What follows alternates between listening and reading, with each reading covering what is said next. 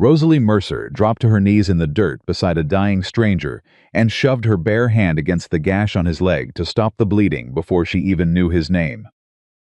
300 pounds of woman alone on a failing ranch.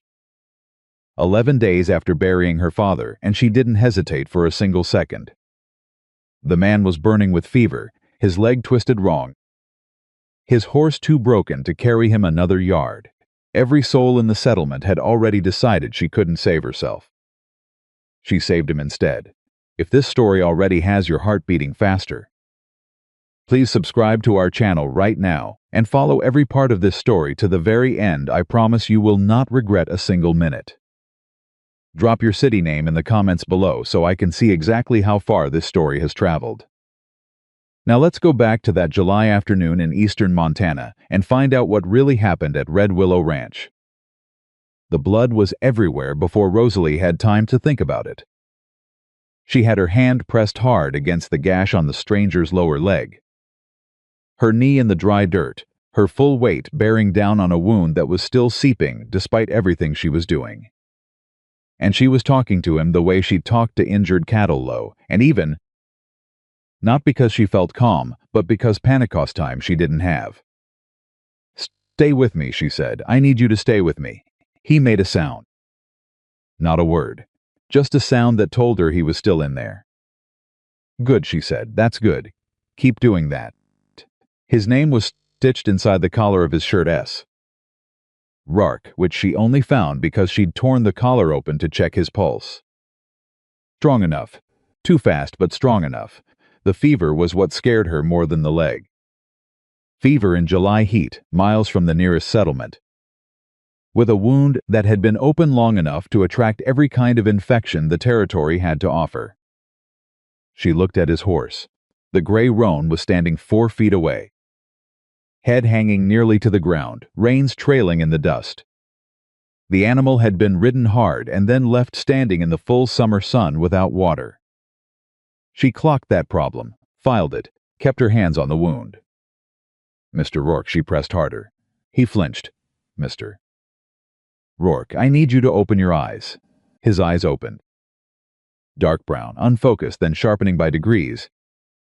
The way eyes go when a man is fighting his way back from somewhere he nearly didn't return from. "There you are." He looked at her. His mouth moved. "Don't talk yet," she said. Just he breathed. She looked at the wound. The bleeding had slowed.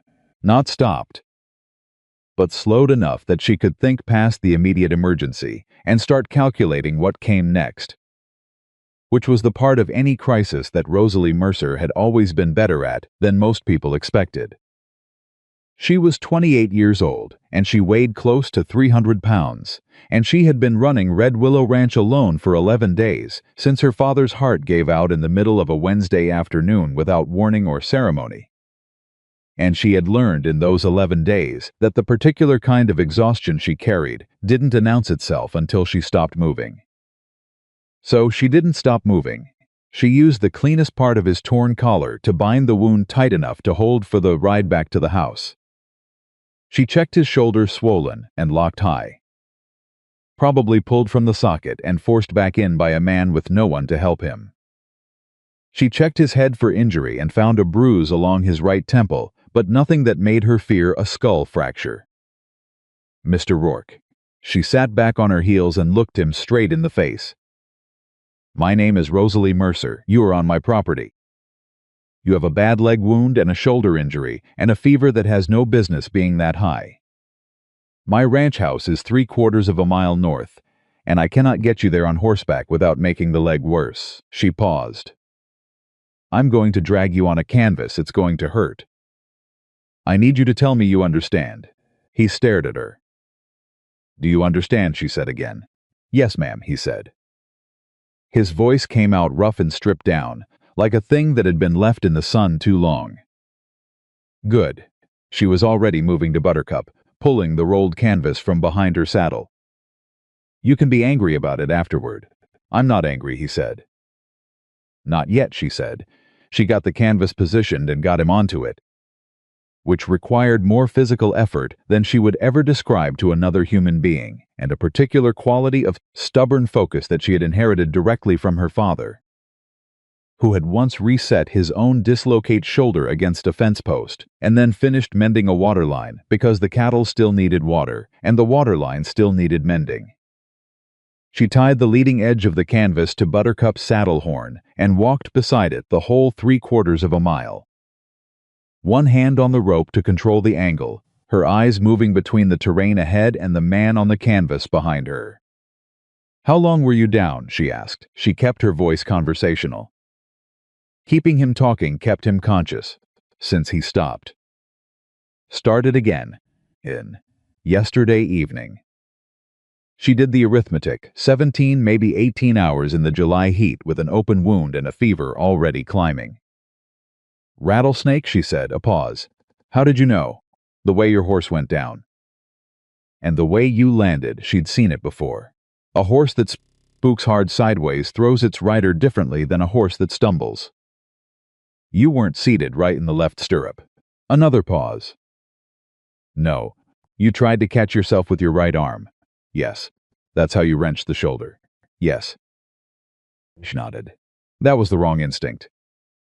But most people have it." He was quiet for a moment. "Then you do this often? Drag injured strangers to our property?" "First time," she said. "You're very calm about it." "I'll be less calm later," she said. "Right now I have a 1/4 mile left and your wound is still seeping and your roan needs water before he goes down too. I'll save the being upset for when I have a free moment." Something changed in his breathing. She thought it might have been a laugh that got converted into something else before it fully arrived. She got him into the house and into her father's room, her father's bed, which still smelled faintly of him, in ways she was not ready to address, and she did what needed doing, with the directness of someone who has cleaned and dressed wounds before, and understands that the patient's comfort during the process is secondary to the patient's survival. She cleaned the gash with carbolic and water. She packed it.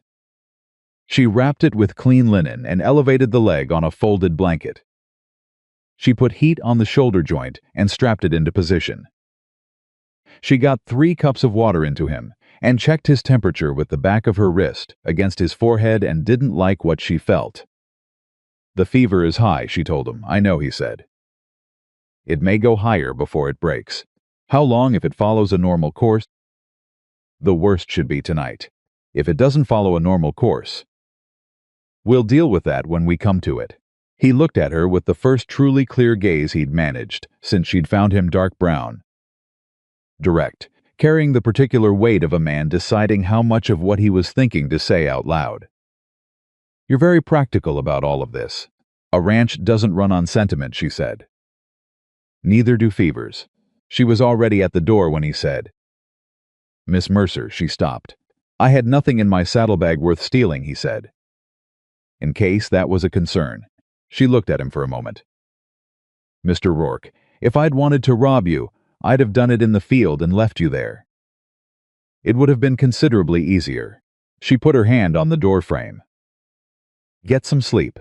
I'll check on you in 2 hours." She went to water his horse. The roan was a good animal, genuinely good, which she could tell within 30 seconds of handling him. Responsive. Steady-tempered despite everything he'd been through. Well-muscled through the hindquarters in a way that spoke of careful conditioning. She brushed him down thoroughly and put him in the second stall with water and hay and told him in the low, easy voice she used with all horses that he'd done well and that nobody was going to bother him tonight. Then she stood in the barn doorway for exactly 60 seconds and let herself feel how tired she was. 60 seconds. That was all she allowed. Then she went back to work. She had the cattle to check, the lower trough to monitor, the east fence section to note for tomorrow's ride. She had a letter to write to the Cattle Association about fall sale registration. She had a store account at Harlan Crow's Mercantile, sitting at a number she didn't like to look at directly, and a feed situation that required calculation, and a water system that was losing pressure somewhere between the creek diversion and the lower pasture that she hadn't isolated yet. She made soup from what she had: dried beans, salt pork, dried herbs from the strings above the kitchen window. She was rationing more carefully than she had told anyone, because the fall cattle sale was 3 weeks away, and there were decisions ahead of her that she was not yet ready to make, and the one thing she could control was what came out of this kitchen and how long it lasted. She made 2 bowls without thinking about it. She carried both down the short hall. Silas Rourke was awake, which was better than the alternative. He'd managed to get himself partially upright against the headboard, which had cost him something, and he looked at her, and then at the bowls, with the careful expression of a man who is not accustomed to being looked after and is trying to decide how to receive it. "Salt pork and beans," she said. "It's plain, it smells perfect," he said. She sat in the chair by the window. They ate in silence. Outside, the July heat pressed against the glass. Somewhere below in the south pasture, cattle moved. She clocked their movement by the particular quality of sound it made nothing alarmed. "Just shifting weight and routine grazing. Good. You've been running this ranch alone," Silas said. It wasn't a question. Since when? 11 days. He was quiet. Then, before that, "Your father? He passed 11 days ago." She said it the way she'd been saying it to everyone who asked, flat and forward, because the alternative required time she didn't have in the middle of a working day. "Heart. He was mending a harness near the barn door. I'm sorry," he said it the way people say it when they mean it, not the way they say it to close a door. "Thank you," she said. They ate another few minutes in silence. Then Silas said, "The roan's name is Gray. He's particular about how the left rein lies." "I should have told you before." She looked at him. "He let me handle him fine. I figured he would," Silas said. "He's a good judge." She set her empty bowl aside. "Tell me what you were riding toward." He told her about the Harrington contract in Miles City, 3 months of horsebreaking, starting the 1st of August. Good wages. The kind of work he'd been doing for 15 years across a territory that ran from the Dakotas to the edge of Wyoming, following the work wherever it was and building nothing permanent anywhere, which was a life that suited some men and wore others down to nothing. "Does it suit you?" she asked. He considered the question with more seriousness than she'd expected. "It did," he said finally. "I'm less certain than I used to be." She looked at him. "That's an honest answer," she said. "I try," he said. She gathered the bowls and stood. "The fever may spike tonight. If it goes significantly higher, call out and I'll hear you. I'm a light sleeper, Miss Mercer." His voice stopped her at the door.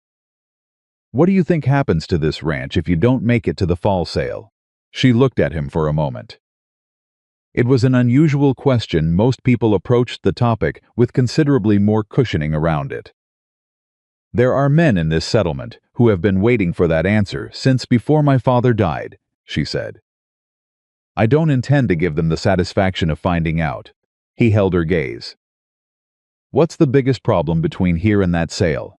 "Water," she said immediately. "The creek is down. My diversion system isn't carrying enough volume to the lower pasture. I have an idea about a channel and holding pond configuration, but I haven't had the hands to implement it." He nodded slowly. "I'd like to hear about it." She looked at him feverish. "Injured, 2 days off a near-fatal accident in the middle of nowhere, asking her about her water system." "Rest first." "Yes, ma'am." A pause. "But tomorrow," she said. She checked his fever at 9 o'clock. Still high, but not climbing. She checked again at midnight and found it the same. She sat in the chair beside the bed for a while in the lamplight. Not because he needed watching every minute, but because sitting was the closest thing to rest she was going to allow herself. And from the chair she could hear his breathing evening out into something steadier and more regular than it had been at sundown. She thought about the water drawings. She'd made 3 versions of the same idea, each one refining the last, all of them sitting in the bottom drawer of her father's desk, because the last time she'd brought up a land management idea in the settlement, she'd watched Harlan Crow's face go through its particular sequence of patient, gentle, ultimately dismissing expressions. and she decided the drawings were better kept to herself. She thought about the south fence, the east line pressure loss, the fall sale, and what it meant if the cattle weren't in condition by then. She thought about her father's hands going cold in hers on a Wednesday afternoon. She was back in her own room before 1 o'clock and asleep within minutes.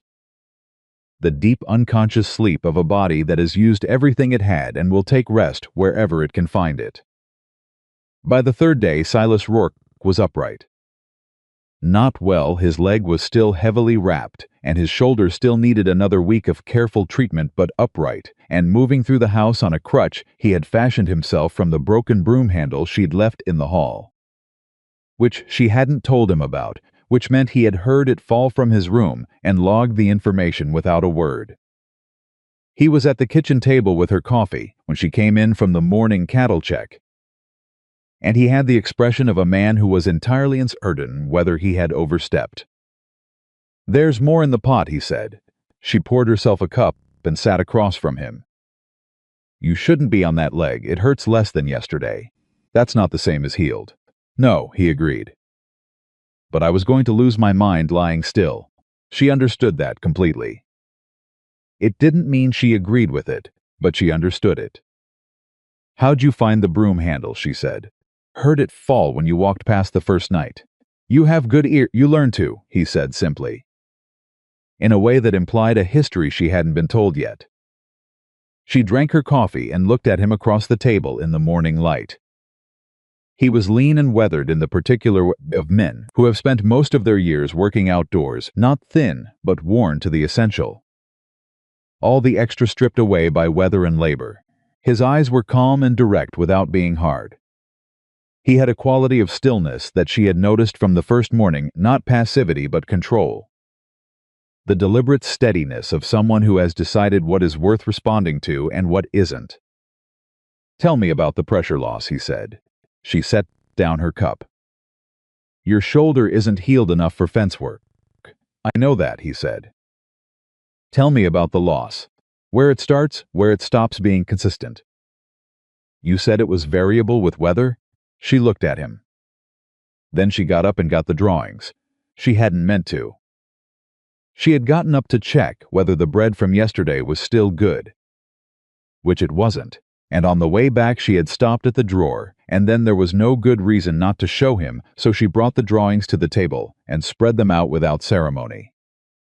He looked at them. He didn't say anything immediately.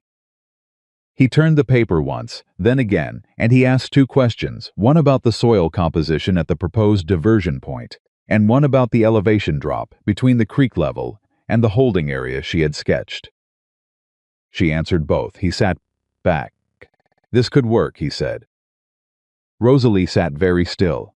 In 28 years of presenting practical ideas to practical men, including her father, who had believed in her more than anyone else in the territory, she had grown accustomed to a particular sequence.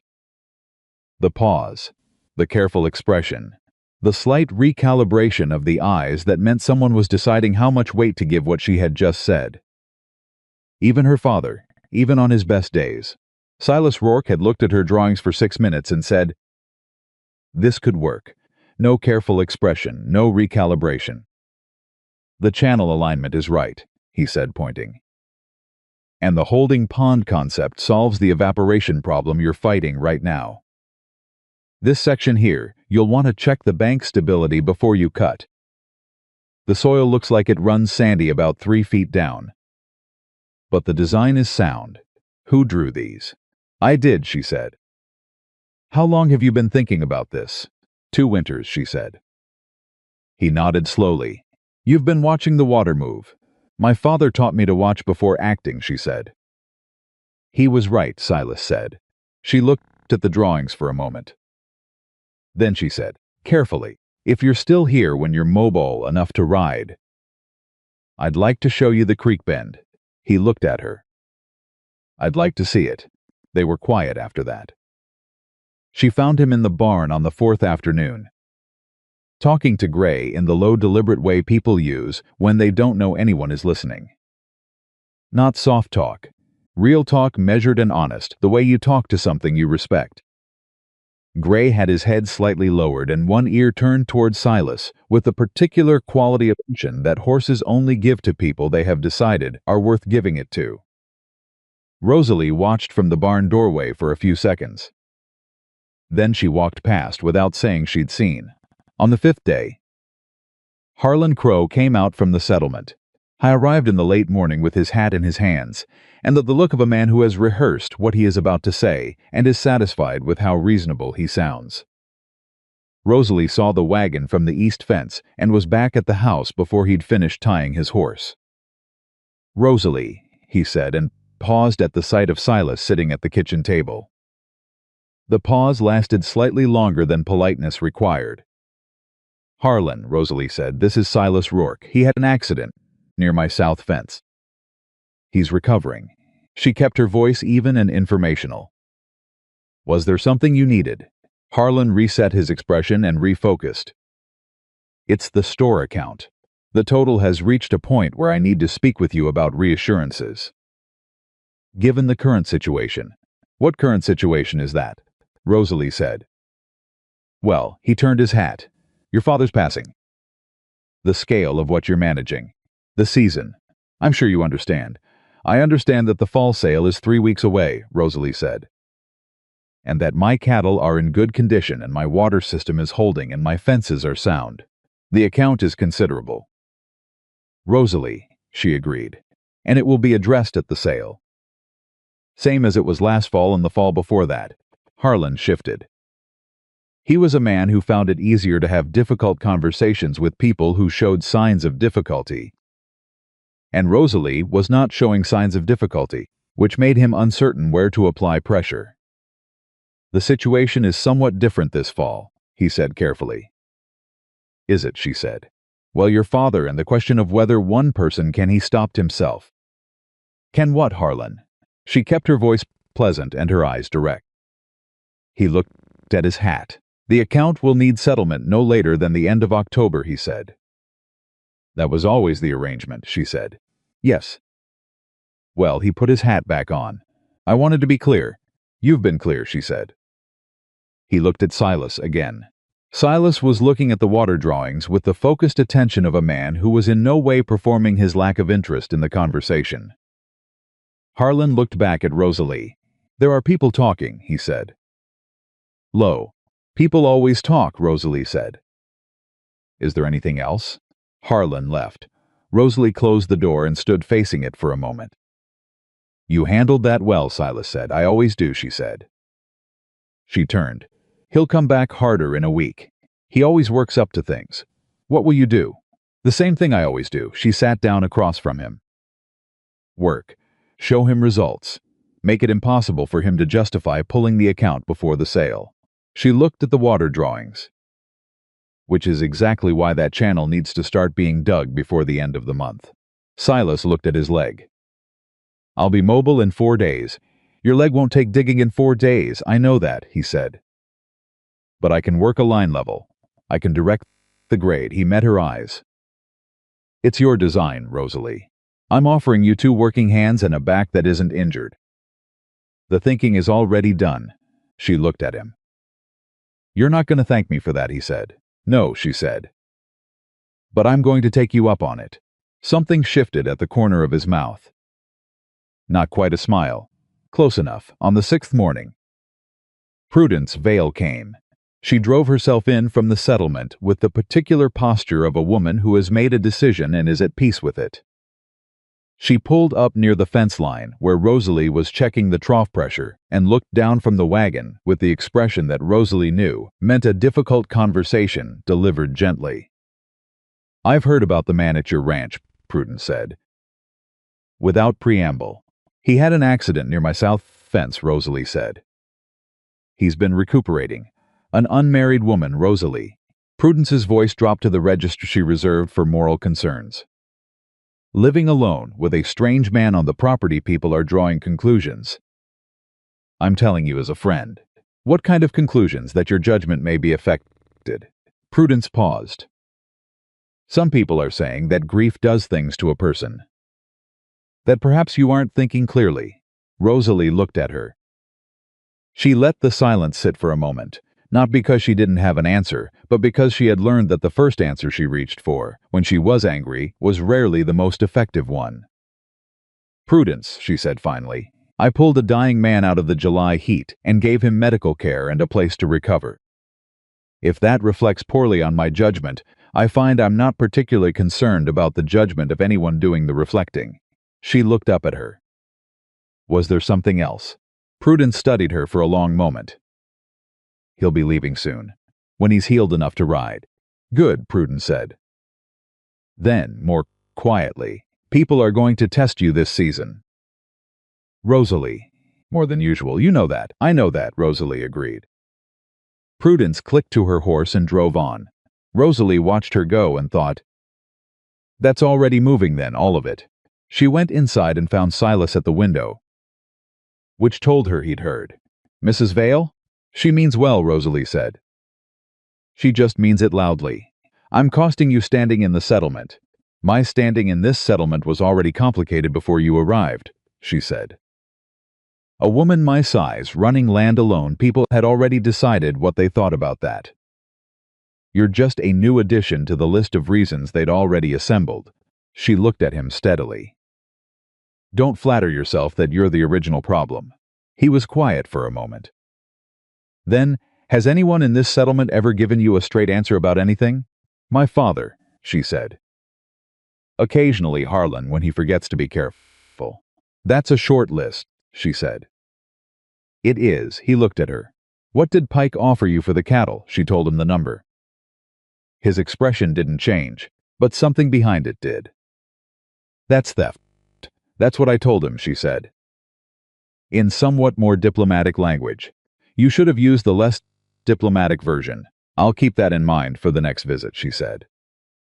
"Because there will be one." She was right. Gideon Pike arrived on the 7th afternoon.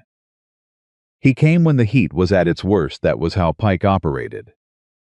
She had noticed, always timing his visits to the hours when people were most worn down, most eager to conclude anything just to get back into shade.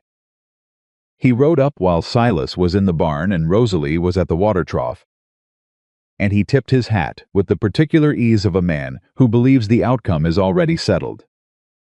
"Miss Mercer," he said, "I've been thinking about your situation." "I wasn't aware I had a situation," she said. "Now, Rosalie." He used her first name the way people use a first name when they want to establish a familiarity that hasn't been offered. "Be honest with yourself. This heat, this season, the account with Crow. Your father gone, it adds up to a difficult position. It adds up to a challenging fall," she said. "Most ranchers have one occasionally." "Most ranchers have a partner," he said. She looked at him without expression. He named his price. Same number as before, below fall market by enough that she would be fighting for survival by spring. She kept her face perfectly still, the way she had trained herself to do when numbers were being used as weapons. "That," she said, "doesn't reflect the current market condition. The condition of my cattle or the quality of my water access, which is better than most operations in this basin right now. When you have a number that reflects those things, I'll hear it." He moved his horse slightly closer. "With the talk going around about that cowboy on your property, your options may be narrower than you're calculating. Buyer's talk. If your character becomes a question, Mr. Pike," her voice went flat and cold as creek water in January. "My character is not a bargaining point. My cattle are. When you are prepared to discuss my cattle at their actual value, you know where to find me." She looked at his horse, then at him. "I'd appreciate you getting off my land." The smile that moved across his face wasn't the one she'd expected. It was slower and more patient, the kind of smile that says, "I can wait." He turned his horse and rode out. Rosalie stood where she was until the dust had settled and the sound of hooves had gone entirely quiet. Then she said, without turning, "You heard that." Silas stepped out from beside the barn. He hadn't tried to intervene. He hadn't stepped forward or moved into the conversation or in any way positioned himself between her and Pike. He had simply been present. He said, "He'll try again," she said. "Yes. With other ranchers too, probably." using the drought and the heat and anyone who's already in trouble. She turned to look at him. He's been building towards something for a while. This isn't just about my cattle. Silas looked at her with the direct, quiet attention she had come to understand as the way he looked at things he was taking seriously. What do you think he's building toward? I don't know yet, she said. But I intend to find out before he gets there. That night they sat on the porch in the cooling dark after supper. It was the first time they had simply sat together, without a task in front of them, no drawings to examine. No logistics to calculate, no problem requiring immediate solution. Just the porch and the cooling air and the cattle settling somewhere below and the stars coming out hard and bright the way they did in eastern Montana on clear summer nights. Silas had his coffee, she had hers. They didn't talk for a while. Then he said, my father had a ranch, not a big one. Wyoming territory. He lost it when I was 17. She looked at him. Water rights, he said. A man with more money and fewer principles bought up the upstream access and cut his flow. My father held for 2 seasons, and then there was nothing left to hold. He drank his coffee. I left the territory after that, started breaking horses wherever the work was. Told myself I preferred moving, did you, she said. He was quiet for a moment, for a while, he said. She looked out at the dark land. My father used to say that the land doesn't care whether you love it. It just asks whether you'll show up for it. He sounds like he was a good man, Silas said. He was the best man I knew, she said simply, and I knew it while he was alive, which I'm grateful for. Comfortable now. The way silences get when 2 people have stopped trying to fill them. Rosalie, his voice was quieter than usual. She looked at him. When I'm healed enough to ride, he said slowly, I'm going to need to make a decision about the Harrington contract. I've already missed the start date.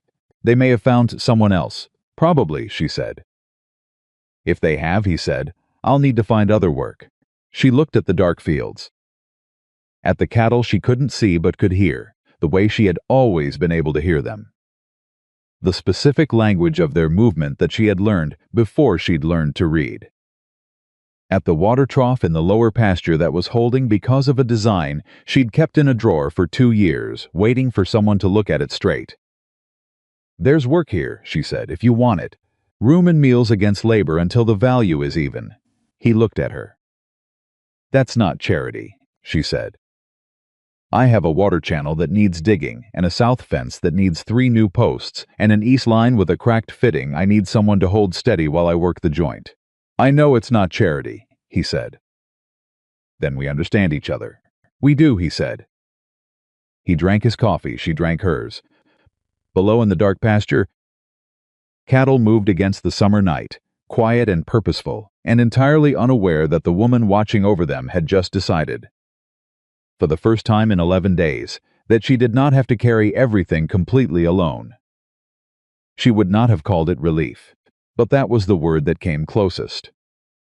And somewhere in the back of her mind, beneath the calculations and the logistics and the plans for tomorrow's fence work, something she had been holding so tightly for so long began, very slightly to ease.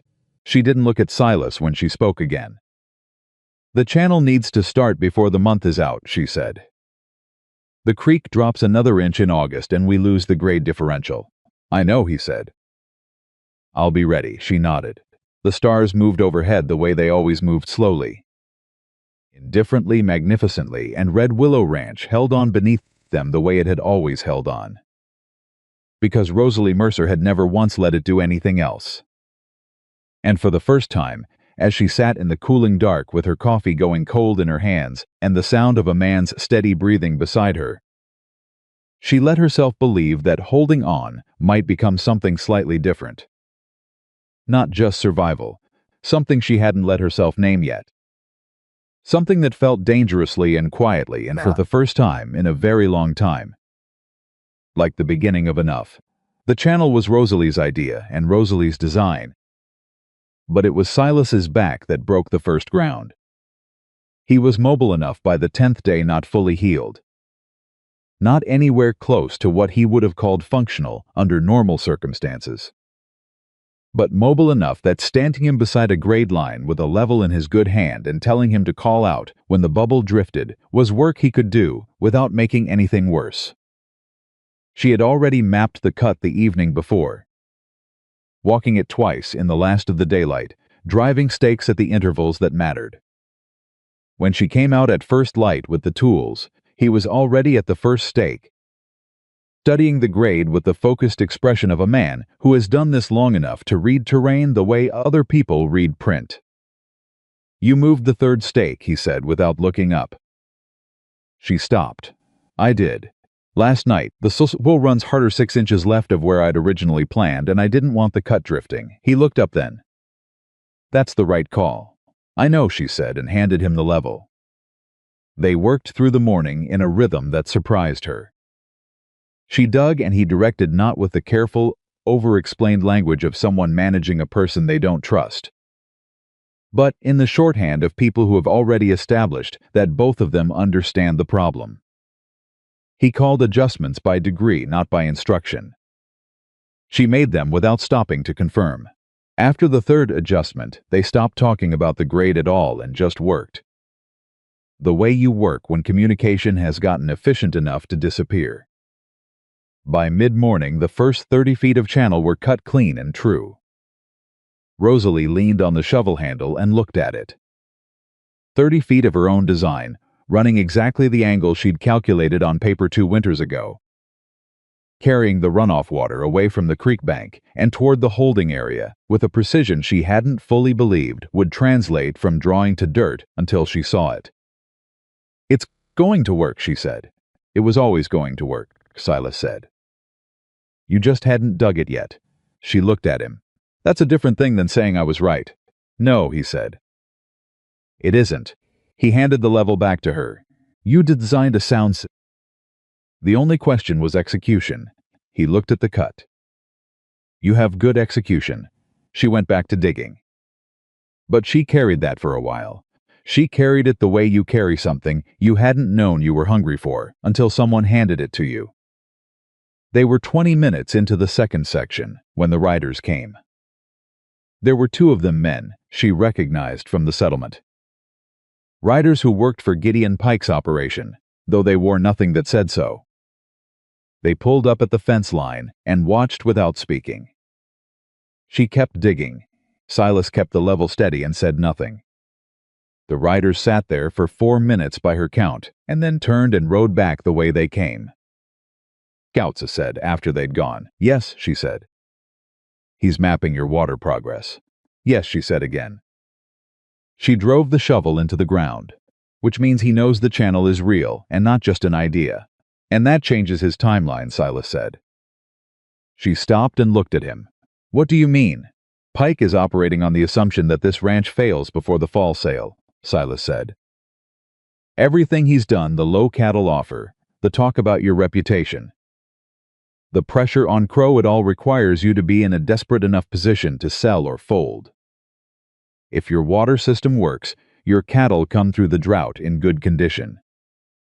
If your cattle come through in good condition, you make the sale. If you make the sale, you're not desperate." He looked toward where the riders had gone. He just watched you dig 30 feet of a solution he didn't account for. He's going to move faster now. Rosalie stood with the shovel in her hands and thought about that.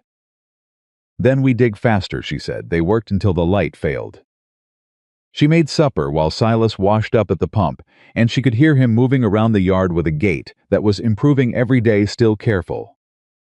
Still weighted differently than it would be when the leg was fully healed, but more confident than it had been 3 days ago.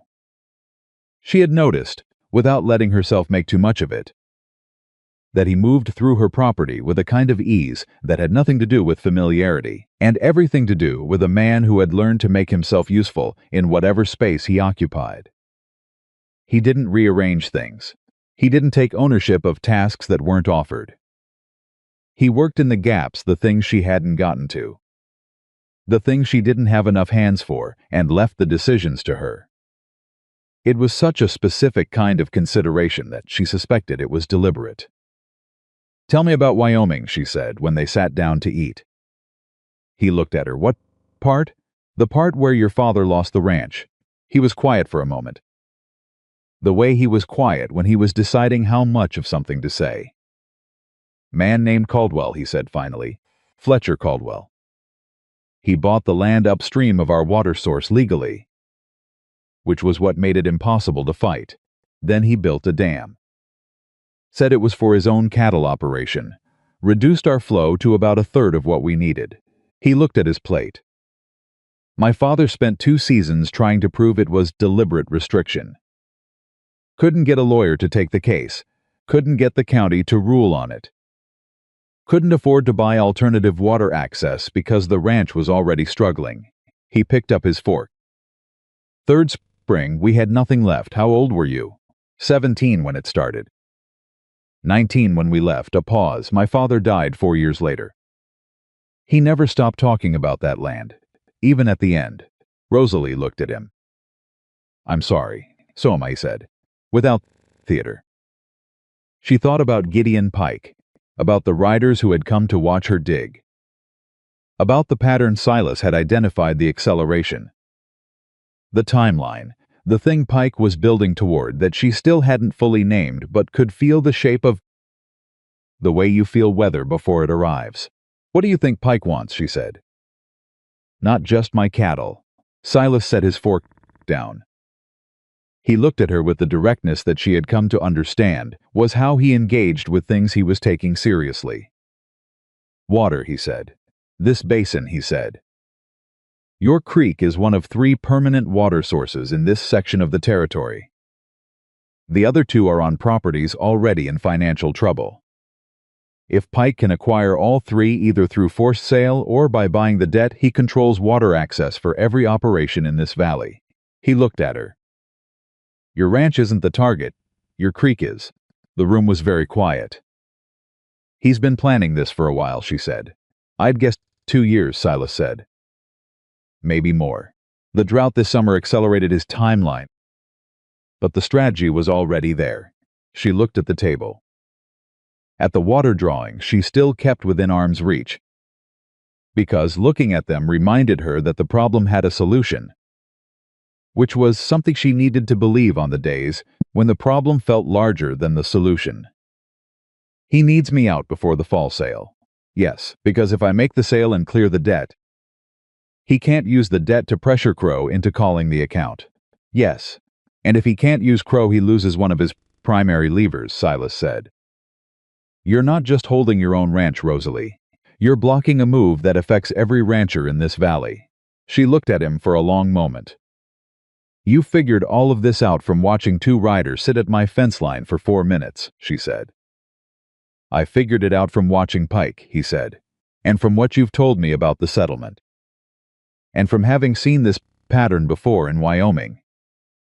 When I was too young to recognize it until it was too late. His voice was even, but there was something underneath it that had nothing to do with calm. I'm not too young now. Rosalie was quiet, then she stood up, collected the plates and said, I need to talk to Amos Ketter. Silas looked at her. The rancher who borders your north fence. He's one of the other permanent water sources, she said. And he's been in my father's store account situation for 2 seasons running. She turned to face him. If Pike is building what you think he's building, Amos is already in his sights. He's also one of the men who's been saying you can't run this ranch alone, Silas said. Not to hurt her, just because it was true and they had established between them that true things were worth saying. I know that, she said. I'm going to go talk to him anyway.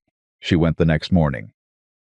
She rode north along the fence line to where the Ketter operation began, a smaller ranch than Red Willow. Older buildings, the particular look of a property that had been competently managed for a long time by a man who was no longer young enough to manage it the way it needed. Amos Ketter was 63 years old and had been ranching this section of the territory for 40 years and had opinions about most things that had not been updated in approximately 30 of those years. He was at his barn when she rode in. He looked at her the way he always looked at her, not unkindly, but with the specific uncertainty of a man who hasn't fully recalculated his assessment of something. Rosalie, Wasn't expecting you, I know, she said. I need to talk to you about Gideon Pike. He went still. What about Pike? He's made an offer on my cattle, she said. Below market. Amos was quiet. Has he made you an offer, she said. A long pause. Came by 2 weeks ago, he said finally. Said the drought was making the season difficult, and he wanted to help any operations that were struggling. What was the number? He told her. It was lower than what Pike had offered her. Considerably lower. She kept her face neutral. Amos, she said carefully. What is the current state of your South Creek? He looked away. Running low. How low, he didn't answer immediately. She waited. About half what it usually runs this time of year, he said finally. Maybe less. I have a water system that's holding, she said. A diversion channel and holding pond. Ceaseless Rourke helped me grade it last week. She watched his face. I'd like to show it to you. He looked at her. The cowboy staying at your place. Yes, she said. No explanation, no apology. He studied her for a moment with the expression of a man recalculating something he thought he'd already calculated. Why would you show me, he said. We haven't exactly, he stopped. I know what you've said about me, she said quietly. I know what most of the settlement has said. I'm not here about that.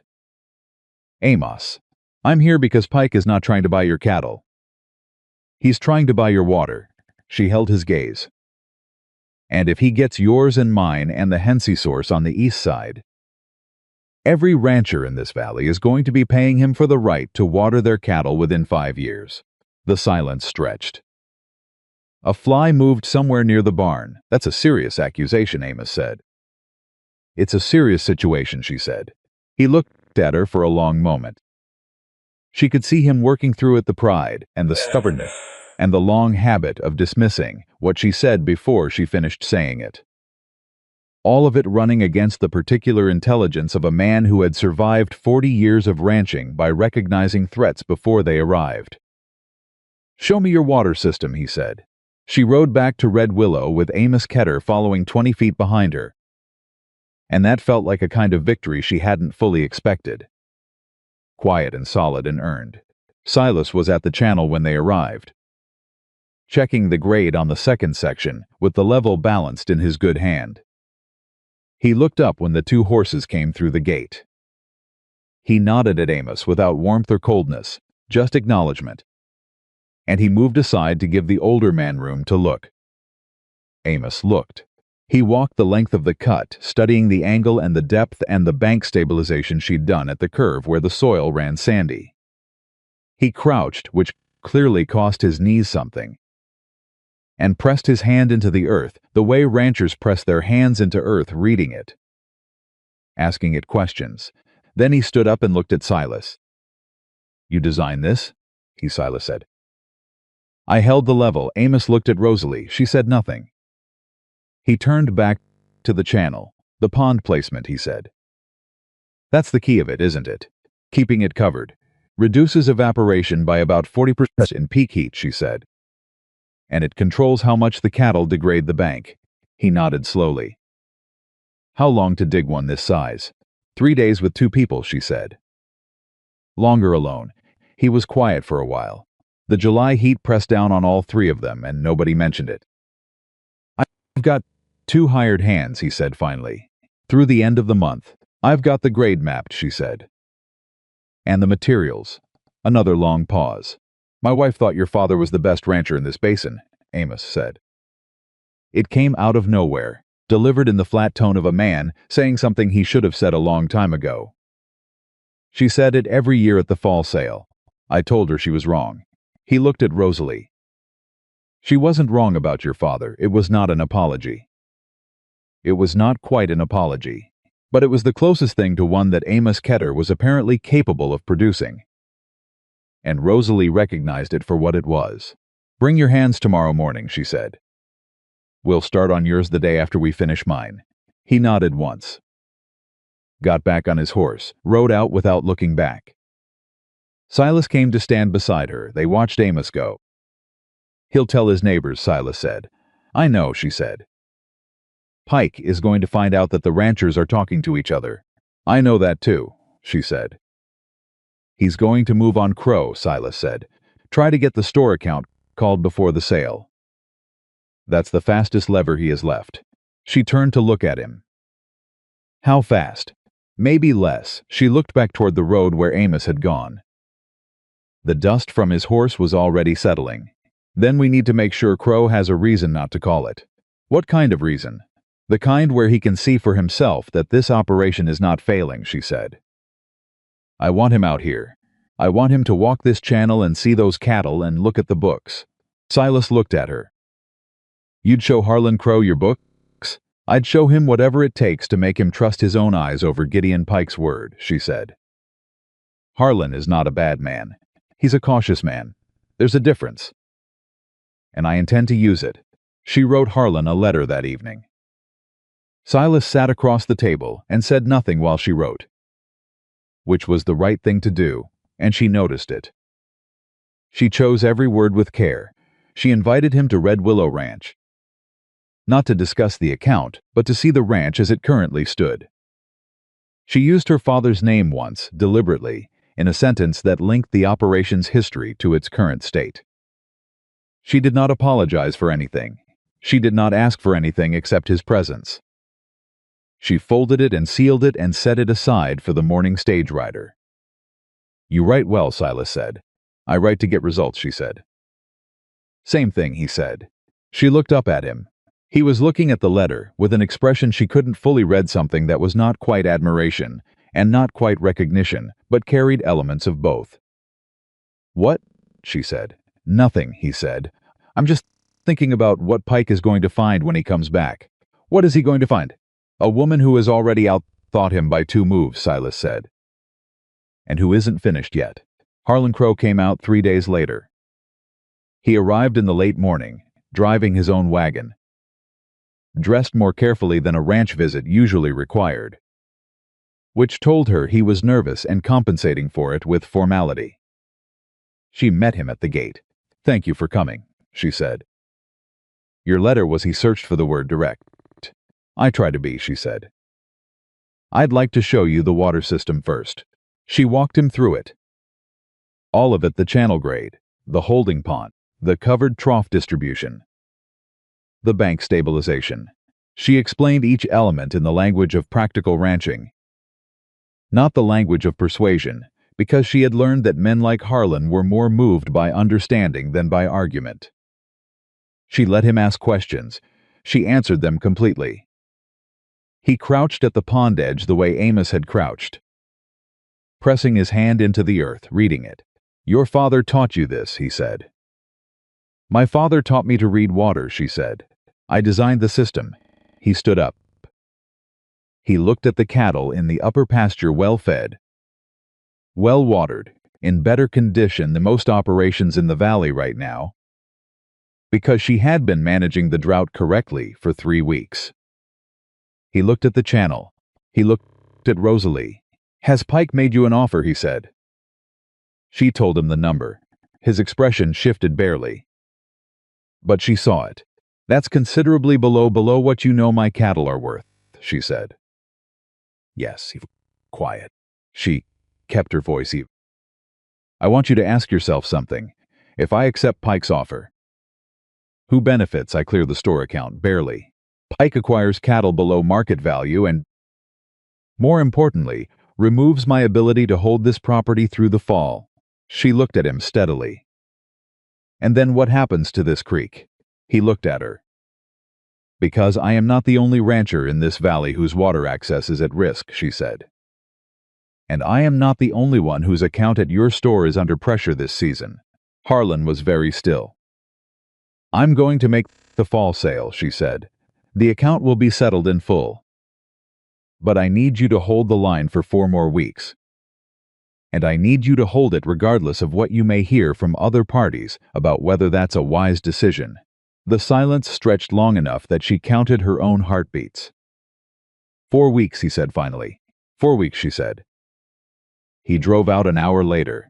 Silas was at the fence line when she walked back, resting his leg against the lower rail with the particular quality of stillness he had when he was thinking rather than resting.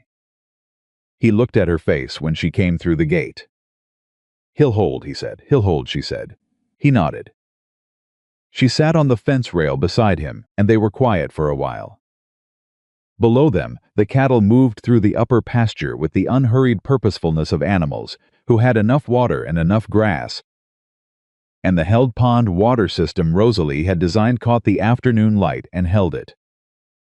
3 days later, Amos Ketter arrived with his 2 hands as promised, and they spent a long hot day digging the first section of his channel while Rosalie walked them through the grade and the placement, and answered every question straight. By late afternoon, when the heat had gone to its worst, and everyone was dirty and wrung out and completely satisfied in the way that only physical work with visible results produces, Amos's older hand, a man named Bert, who had probably 45 years of work in his hands and didn't give anyone anything, easily looked at the channel and said, "This is a good design." He said it to nobody in particular. But Rosalie heard it. And that evening, when she was back at Red Willow and the supper was on and Silas was washing up at the pump, she stood at the kitchen window and allowed herself, for exactly 30 seconds, to feel the particular satisfaction of a thing being proved. 30 seconds. Then she went back to work, because the next morning, something changed. She was coming in from the cattle check when she saw a horse tied at her fence that she didn't recognize a good horse. Well kept, the kind of horse a man ties at a fence when he intends to wait as long as necessary. And on her porch, sitting in her father's chair, with the ease of a man who had decided the chair was available, was a person she had never seen before. He was perhaps 50. Well dressed for the territory, with the clean hands of someone who did not do physical work and the patient expression of someone who did not need to. He stood when she came through the gate, which was the first mannered thing about him. And he took off his hat, which was the second. "Miss Mercer," he said. "My name is Gerald Whitmore. I'm an attorney out of Billings." He held her gaze with the calm of a man delivering information he knows will land hard. "I've been retained by Mr. Gideon Pike, and I'm afraid I have some papers for you to look at." Rosalie stopped where she was. She looked at the papers in his hand. She looked at the horse at her fence. She looked at this man standing in her father's chair with his clean hands and his patient expression, and she felt something move through her that was not fear, though it was close enough to fear that another person might not have noticed the difference. She walked up the porch steps. She took the papers. She read them standing up in the full afternoon heat, without sitting down and without letting her expression change, because she had learned a long time ago that how you receive bad news is its own kind of information. And she was not going to give Gerald Whitmore from Billings any information she wasn't prepared to give. The papers were a legal claim. Pike was asserting prior water rights on the creek section that ran through the southern portion of Red Willow Ranch. He was claiming a water usage agreement dating back 7 years before her father's death. Before any drought, before any of this. He was claiming her father had entered into a verbal agreement to share the creek access, and that this agreement constituted a legal right. Her father, who was in the ground 11 days before she'd ever heard Gideon Pike's name in this context, who could not therefore say whether any such agreement had ever existed. She read it twice. Then she looked up at Gerald Whitmore. "This claim," she said, "references an agreement my father allegedly made." "That is correct," he said. "My father is dead." "Yes," he said, "I'm aware. I'm sorry for your loss." "Who witnessed this agreement?" she said. He paused. A very small pause, but she caught it. "The claim references Miss Pike's testimony and that of one additional party." "Who?" Another pause. "Harlan Crow," he said. The name hit her like cold water. She kept her face perfectly still. She said. She folded the papers. She looked at Whitmore with the steadiness of a woman who has been standing in this exact moment for her entire life without knowing at the moment where everything she has built is being tested against everything she has been told she cannot hold. "You'll receive my response within 5 days," she said. "Through proper channels." Whitmore nodded. He put his hat back on. He walked to his horse, untied. mounted with the ease of a man who expects to win, and rode out. Rosalie stood on the porch holding the papers and looked at the road long after the dust had settled. Then she turned and went inside. Silas was at the table. He had heard. She knew from the quality of his stillness, the kind that meant he had heard everything, and was waiting for her to decide what came next. She set the papers on the table in front of him. He read them without touching them, bending to look at each page with his hands flat on the table, which she noticed and understood. When he finished, he looked up. "Harlan," he said. "Harlan," she said. "He talked to you 3 days ago," Silas said slowly. "Agreed to hold the account, and now he's named as a witness to a 7-year-old verbal agreement." "Yes," she said. "Either he was lying to your face 3 days ago," Silas said, "or Pike is lying about Harlan's involvement." Rosa sat down. "There's a third option," she said. "Pike approached Harlan after our conversation. Offered him something, settled his own debt, maybe. Or made him a better arrangement. And Harlan made a decision." Silas was quiet. "He looked me in the eye," Rosalie said. "He stood at my water channel and asked about my father." Her voice stayed level. "I actually thought he was a cautious man, not a dishonest one." "Maybe he still is," Silas said carefully. "Cautious men under pressure make bad decisions." "I know that," she said. "It doesn't change what I have to do next." "What do you have to do next?" She looked at the papers. At her father's name, invoked in a legal document by a man who had never known him. To claim rights her father had never granted, witnessed by a man her father had done business with for 20 years. "I need to find the original deed," she said. "Every water agreement my father ever made was written and witnessed and kept. He didn't make verbal agreements on land rights. Not once in 40 years." She stood up. "And I need to find it before Pike has time to establish the story." "Where would it be?" Silas said. "The deed box," she said. "In my father's desk." She was already moving down the hall. "And if it's not there, I need to know who else in this territory knew my father's business practices well enough to say so under oath." She went to the desk. She pulled the drawer. She lifted the deed box, which was heavy and familiar, and smelled of old paper and her father's particular way of organizing his life, which was methodical and careful and left nothing to chance. She opened it. She searched through it with steady hands. And then she stopped. Because the water agreement section, the folder her father had kept for every water usage arrangement on the property, going back to the original homestead, was there. But one page was missing. She could see where it had been. The slight irregularity in the stack. The faint pressure mark from a paperclip that had held something that was no longer there. She looked at the gap. She thought about who had been in this house.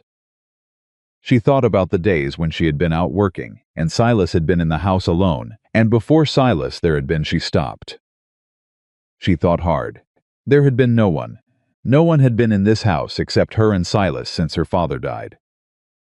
Except, she closed her eyes, except the morning of the funeral, when the settlement women had come to help with the meal, and the house had been full of people moving through rooms she wasn't watching.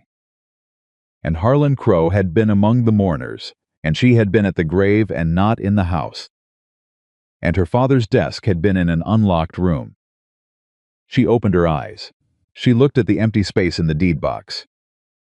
Then she'd walked back out to the kitchen and put the box on the table in front of Silas and showed him the gap. He looked at it for a long moment. "The funeral," he said. "The funeral," she said. He sat back. The silence in the kitchen was the particular kind that comes after something has been named that cannot be unnamed. He took the documentation that would disprove the claim, he said. "Or prove that no such agreement existed," she said. "Which means the document itself may have been evidence that my father refused Pike's proposal." She looked at Silas. "Which means my father knew. He knew Pike was trying to make a move on the creek?" And he said no, and he documented the refusal. Silas looked at her. "And then your father died," he said. The words landed in the quiet kitchen like stones in still water. She stood with her hands on her father's deed box and looked at Silas across the table. And for the first time in the 17 days since she'd found that stranger near her south fence, she let herself feel the full weight of what she was standing inside. This was not a drought. This was not a difficult season.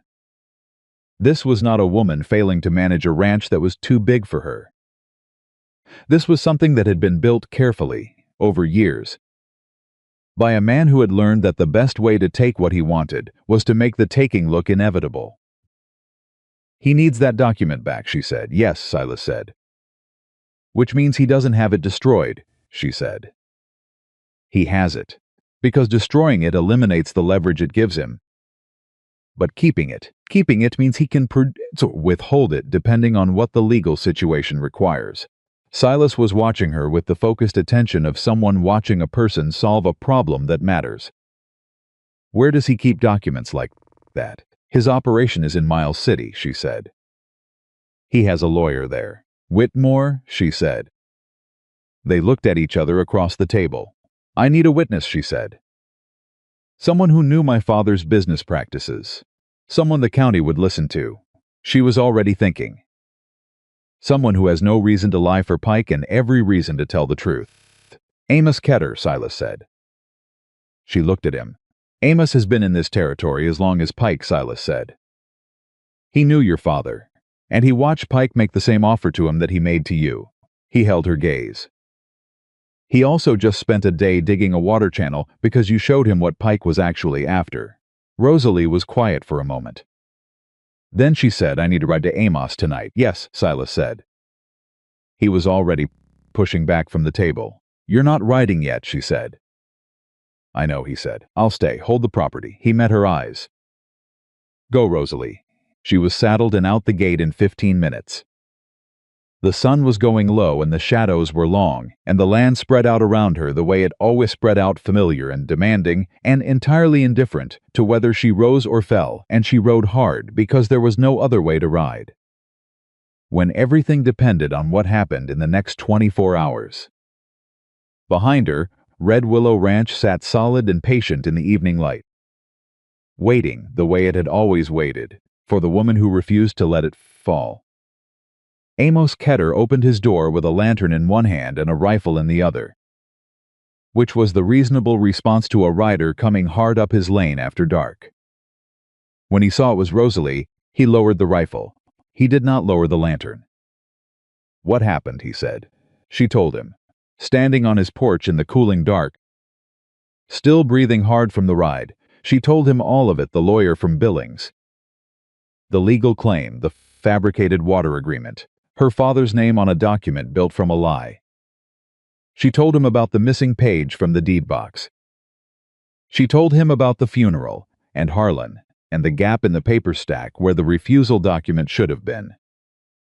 She told him straight and fast, the way her father had taught her to deliver bad news, no softening. No detours, because detours wasted the time that the bad news required. Amos listened without interrupting. When she finished, the lantern light moved between them in the night air, and the silence stretched long enough that she could hear his cattle somewhere in the dark. Settling, breathing, doing what cattle do when the world is falling apart around them and they don't know it. "He used your father's name," Amos said finally. "Yes.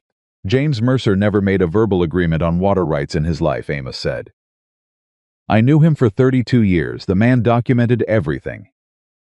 I watched him write down a handshake arrangement over a fence post loan because he said undocumented agreements were just arguments waiting to happen." "I know that," Rosalie said. "A judge in Miles City doesn't know that." Amos looked at her. The lantern made his face all shadow and angle, and the particular stubbornness she had been fighting against her entire life. But something in it tonight was different. Something had shifted since the afternoon in the water channel. Since he'd stood in the dirt with his hands pressed into her earth and read what she had built. "What do you need?" he said. "A sworn statement," she said. "Witnessed and filed with the county recorder before Pike's legal claim advances. Something that establishes my father's documented practice on water rights and contradicts the premise of the verbal agreement." She held his gaze. "And I need it tomorrow." "Amos," her voice stayed even. I know what you've said about me. I know you didn't believe this ranch would hold after my father. I'm not asking you to take that back. I'm asking you to tell the truth about a man you knew for 32 years. The lantern swayed slightly in the night wind. I'll be at your place by 7, he said. She rode home in the dark and found Silas awake at the kitchen table with the legal papers laid out in front of him and a cup of coffee at his elbow. He had been reading them for hours. She could tell by the quality of his attention when she walked in the particular focus of a man who has gone over something enough times to know exactly where the weaknesses are. Whitmore dated the claim filing for tomorrow morning, he said. Without looking up. She stopped that fast. Pike knew you'd received the papers today. He's pushing the clock. Silas finally looked up. If the claim is filed before you can establish contradicting documentation, the legal burden shifts. You'd be proving a negative proving the agreement didn't exist instead of Pike proving it did. She sat down. Amos will be here at 7. I can have the sworn statement drafted and ready for his signature before 8. You need a second witness to the statement, Silas said. She looked at him. Not me, he said. I have no standing in this county. A man nobody knows who arrived injured and has been living on your property for 2 weeks. Pike's lawyer will dismantle that in under 5 minutes. Who then? She said. Silas was quiet for a moment.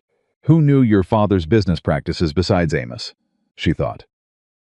She had been through the settlement in her mind a dozen times since she'd found the missing document, running through faces and histories, and what each person owed and what each person feared.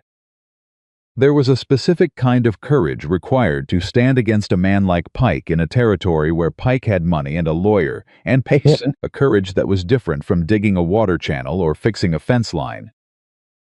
Because it cost differently, and the damage when it went wrong was different. Reverend Caldwell, she said slowly. He handled my parents' estate when my mother died. He would have seen documentation, and he witnessed the original deed transfer when my father expanded the property 12 years ago. Silas nodded. A reverend carries different weight in a county proceeding than a neighbor. He also has no financial relationship with Pike, she said. Which Amos technically does, since Pike made him an offer. Does that concern you? Amos's offer. It concerns me that a man who was offered money by Pike and refused it is a stronger witness than a man who was offered money and took it, she said. So no, it doesn't concern me. Silas looked at her for a moment with the expression that had become familiar to her over the past weeks, not admiration exactly, but something adjacent, the look of someone watching a mind they respect work through a problem at speed. You should sleep, he said. I know, she said. She didn't move. Rosalie, I'm thinking about Harlan, she said quietly. He was quiet too. We've done business for 7 years, she said. He extended credit after my mother died. He extended credit after 2 bad winters. He sat in this house at my father's table and ate my mother's cooking and called my father Jim. She looked at the papers. And then he took a document out of my father's desk on the day we put him in the ground. Silas said nothing. There was nothing useful to say, and he seemed to understand that. I need to know if he was threatened, she said, or paid. Because those are 2 different things, and the response to them is different. You're going to talk to him, Silas said. It wasn't a question. After the sworn statements are filed, she said. Not before. I don't want him warned that I know. She slept 4 hours. It was enough. She had survived on 4 hours before and would again. And the particular adrenaline of a situation that required everything she had was, in its own brutal way, clarifying. She was up before first light, drafting the sworn statement at the kitchen table by lamplight, writing in the careful, precise language her father had taught her to use for anything that might need to hold up somewhere official. Silas sat across from her and said nothing, and that was exactly right. By the time the sky went gray, she had a clean draft. By the time Amos arrived, she had 2 copies. She walked him through it line by line, not rushing, letting him read everything himself and ask every question he had. Because a witness who fully understands what he is signing is a better witness than one who was hurried through it. He signed both copies. I'll ride for Reverend Caldwell, Amos said. When he'd finished, she looked at him. "I know where he lives," Amos said, with the slightly impatient tone of a man who doesn't want to be thanked for doing the obvious thing. "And my horse is fresher than yours. You stay here and hold the property." He was out the gate before she could answer. She stood in the yard and watched him go and thought. 32 years. Her father had known this man for 32 years. She had known him her whole life. And she had ridden to him last night, not because she was sure he would help her, but because he was the only one who could. And sometimes you went to people, not because you trusted them, but because the truth needed a voice, and they were the one who had it. He had said yes. That meant something. She filed it away and went back to work. Silas was at the channel when she came around the barn. He had the level in his hand and was checking the grade on the section they'd finished yesterday with the methodical attention he gave everything. As though the legal papers and the missing document and the filing clock in Miles City were not currently running. "How does it look?" she said. "Good," he said. "The overnight settling improved the bank on the east curve." The sandy section held. He didn't look up. "We can start the pond excavation today if you have the hands. Amos's men aren't coming until tomorrow. Then we start ourselves and they finish," he said. He finally looked up. "The work still needs doing." "Rosalie, whatever happens in Miles City today, the cattle still need water next week." She looked at him. "You're right. I usually am," he said, and the dry simplicity of it pulled something loose in her chest that was almost a laugh. They dug. It was honest work, and it required enough physical attention that it didn't leave much room for the kind of circular thinking that served nothing. She worked and he directed, and the pond excavation took shape the way the channel had gradually. Precisely, each hour revealing more of the design she had carried in her head for 2 winters. She had always known it would work. What she hadn't known was how it would feel to see it existing in actual dirt. Actual earth, actual Montana ground, that her father had homesteaded and her mother had loved, and that she had been fighting for, since the day she understood what fighting for something meant. It felt like proof, not proof for Pike or for the county recorder or for the settlement gossips. Proof for herself, which was the only kind that lasted. They were 3 hours into the pond excavation when Amos came back. He came through the gate at a pace that told her immediately that something had changed. He pulled up beside the channel and looked at Rosalie with the expression of a man who has found something he wasn't looking for. "Reverend Caldwell signed," he said. "Good," she said. "What else?" Amos looked Silas, then back at Rosalie. "He said something about your father, about Pike." He dismounted. "He said your father came to him about 8 months ago." Before the drought, before any of this started visibly, Rosalie went still. "What for?" "He wanted the Reverend to hold a document for him," Amos said. "Said he didn't want it in the house because he didn't trust that it would be safe there. Said if anything happened to him, the Reverend should give it to you." The shovel was in Rosalie's hands and she didn't remember gripping it harder. "Did he give it to you?" she said. Amos reached into his coat and produced an envelope. It was her father's handwriting on the outside. Her name, in the deliberate, careful letters he used when something mattered. The envelope was sealed with wax, her father's particular wax seal that she had watched him use 100 times on 100 documents that he had decided needed protecting. She took it, she held it for a moment. Silas had stopped working. Amos stood with his hat in his hand. Nobody spoke. She opened it. Inside was a single page, handwritten. Dated 14 months ago. It was a formal refusal, her father's name. Gideon Pike's name, a specific description of a proposed water rights agreement that Pike had brought to James Mercer in the spring of the previous year, and James Mercer's explicit documented witnessed refusal to enter into any such agreement now or in the future. At the bottom, 2 signatures witnessed it. One was Reverend Caldwell's. The other was Harlan Crow's. Rosalie read it twice. Then she looked up. "Harlan witnessed my father's refusal," she said.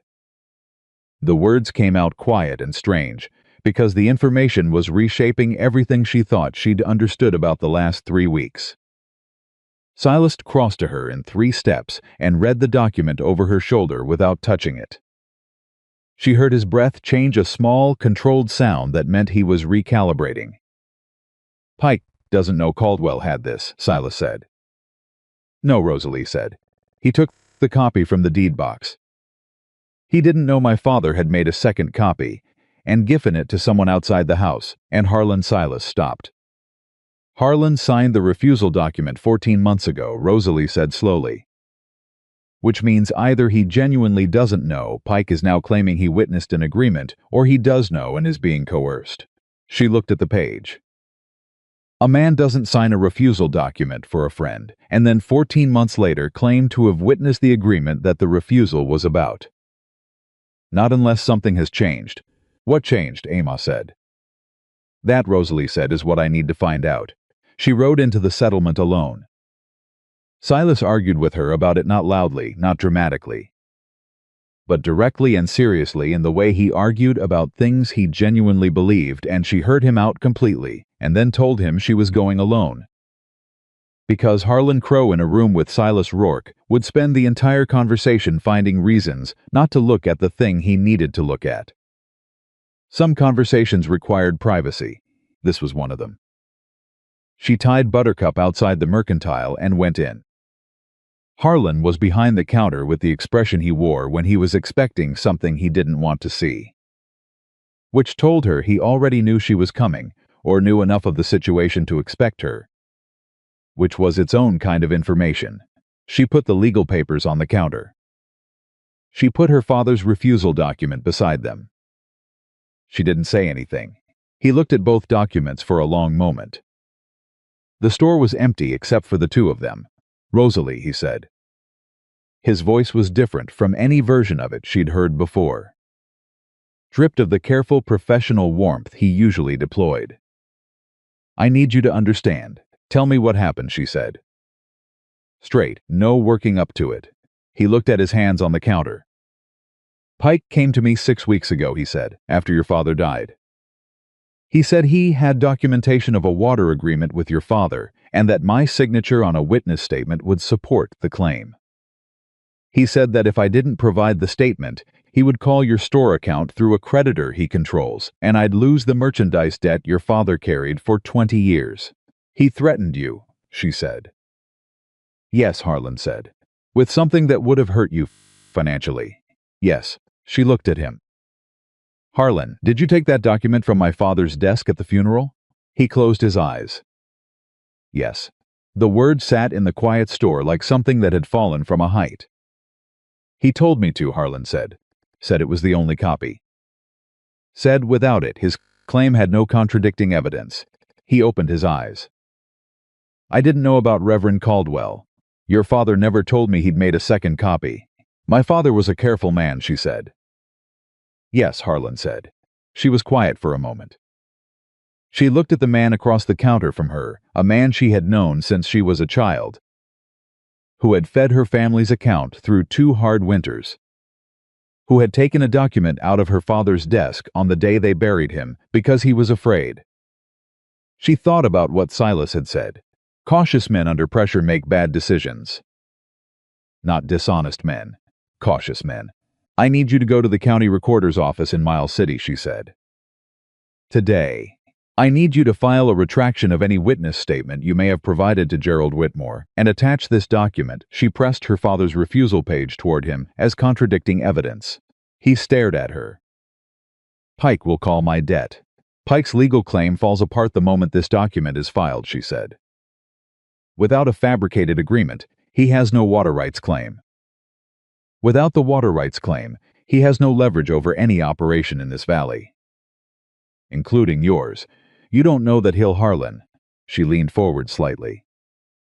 "You signed my father's refusal 14 months ago because you believed in what my father was doing. You thought it was right. What Pike asked you to do 6 weeks ago, you know what that was." The silence stretched between them, long and heavy and full of things he hadn't said yet. "I have a document from Reverend Caldwell," she said quietly, "and a sworn statement from Amos Ketter, and a legal record that my father never made verbal agreements on water rights in 40 years of ranching." She held his gaze.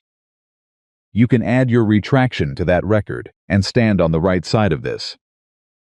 Or you can stay where Pike put you. I cannot make that decision for you.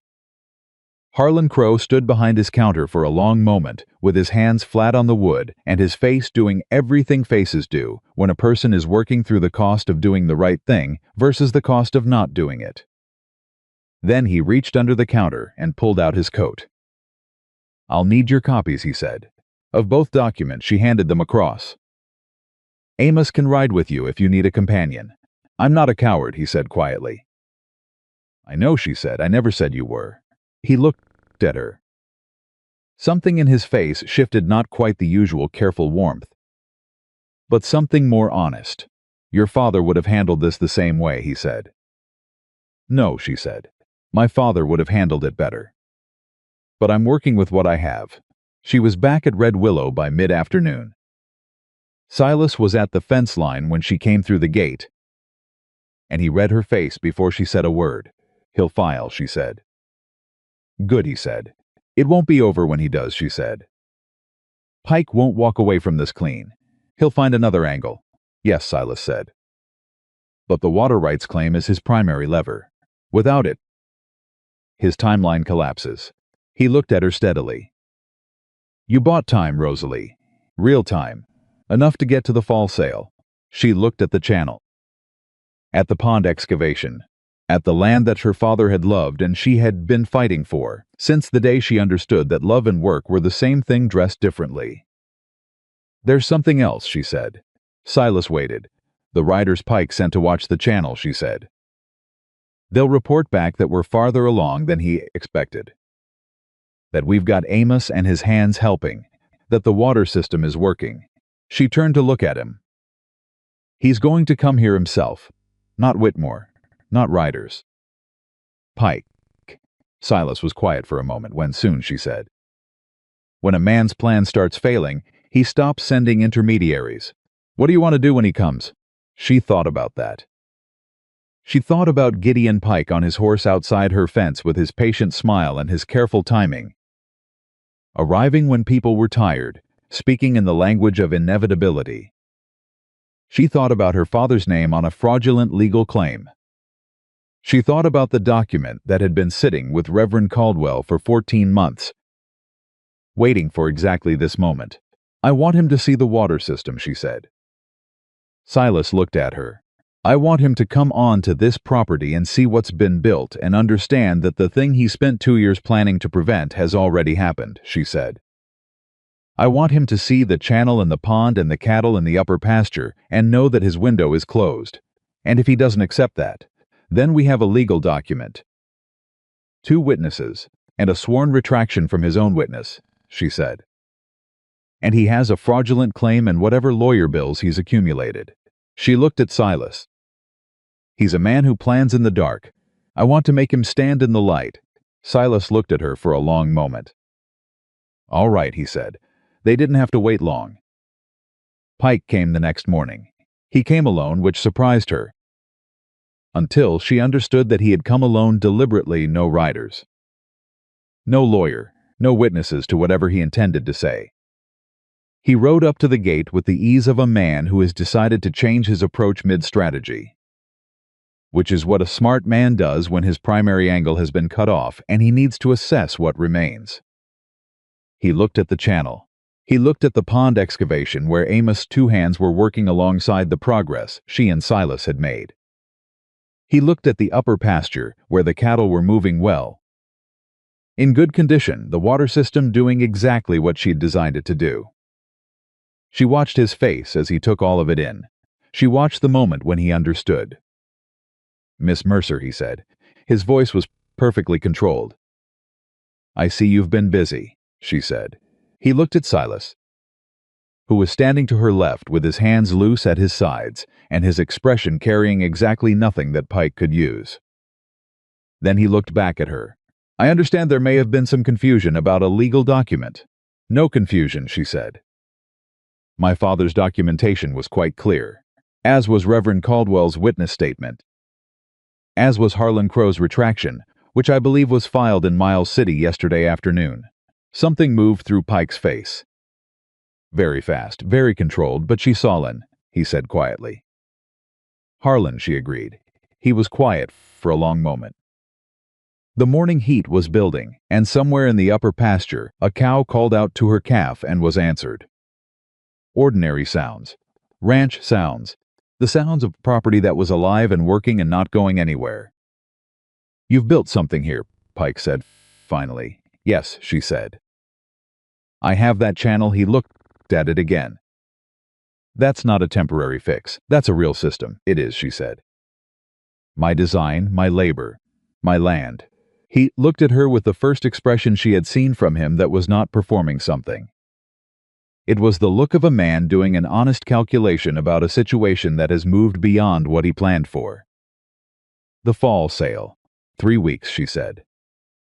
He nodded slowly. He picked up his reins. He looked at the channel one more time. And at the cattle. And at the woman standing in front of her gate who had spent the past 3 weeks systematically dismantling everything he'd built. Your father was a stubborn man, he said. Yes, she said. I know where I get it. Something crossed his face that might, in a different man, have been respect. He turned his horse and rode out. She watched him go. Silas came to stand beside her. Neither of them spoke until the sound of Pike's horse had gone entirely. Then Silas said quietly, He's not done, she said. But he's changed direction. A man like Pike doesn't keep pushing at a wall that isn't moving. He'll look for a different approach. She turned to look at him. But that's a different problem for a different day. Silas looked at her for a moment. Then he said in the same quiet voice, You know what today is, she thought. 21 days since I found you near the south fence. Yes, he said. And I've been here 21 days, and your operation is still standing, and your legal claim is documented, and your water system is working, and you have 2 neighbors who will stand up for you in a county proceeding. We have 2 neighbors, she said. He looked at her. You dug half that channel, she said. You read Pike's strategy before I did. You held the level, and you didn't touch my father's tools without permission, and you let me handle Harlan alone, because you knew it needed to be handled that way. She looked at him steadily. Silas was quiet for a long moment. I need to tell you something, he said. She waited. The Harrington contract, he said. I sent word weeks ago that I wouldn't be making it. They've found someone else. He looked at her directly. I'm not going to Mile City. She had known that. On some level, for days. She hadn't let herself name it for the same reason she didn't name the other thing, the thing that had been building in the space. Since the first, she'd hand him a bowl of salt pork and beans, and he'd said it smelled perfect. Then what are you going to do, she said. He looked at the channel. At the pond. At the land that had been the Mercer family's for 40 years, and that still had a second stake off the northeast corner that needed resetting before autumn, and a barn door brace that needed reinforcing before the first real wind, and a holding pond that needed a proper cover structure to get through the winter. I thought I might stay on, he said, if the terms were agreeable. She looked at him. At the gray at his temples and the calm in his hands and the 17 years of traveling written into his face. At the man who had looked at her water drawings and said this could work without pausing to decide how much weight to give them. At the man who had stood back from Harlan Crow because he understood that some conversations required privacy. At the man who asked before he touched her father's tools. Every single time, room and meals against labor, she said. Same as before. Something shifted at the corner of his mouth. Same as before, he agreed, but they both knew it wasn't the same as before.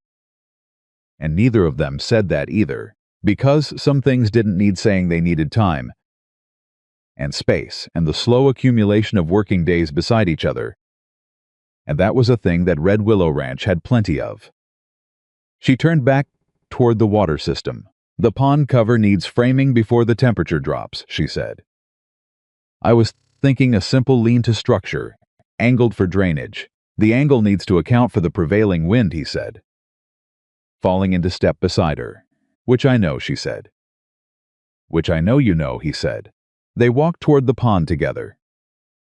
and the morning opened up around them, and the cattle moved in the upper pasture, and the channel carried water exactly where Rosalie Mercer had always known it should go. 3 weeks stood between her and the fall sale. 3 weeks between her and the moment she would prove, in the most concrete way available, that Red Willow Ranch was not a failing property being managed by an incapable woman. It was a working ranch, and she was its rancher, and for the first time in 21 days, she let herself believe that the hardest part might actually be behind her. She was wrong about that, but she had 3 weeks before she would find out exactly how wrong. She was wrong about the hardest part being behind her.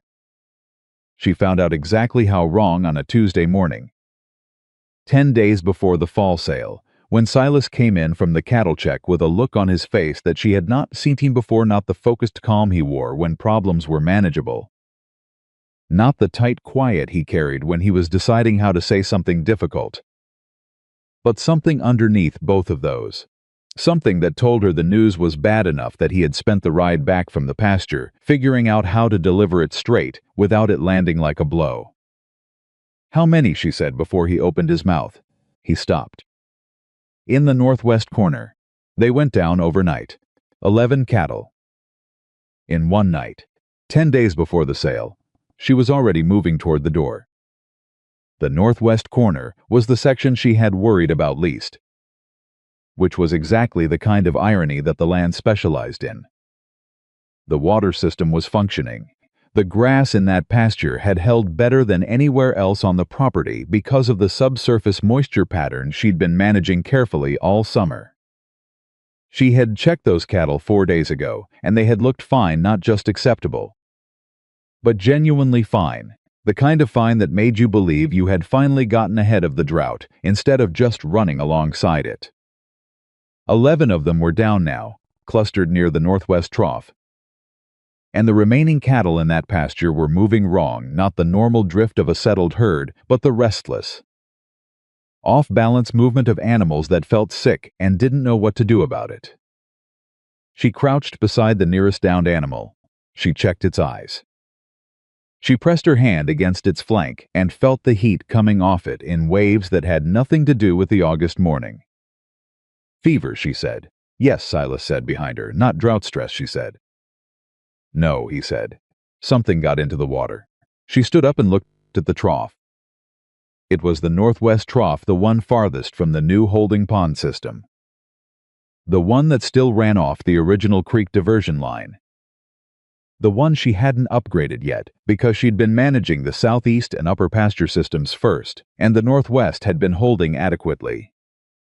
She walked to the trough and looked at the water. It looked wrong.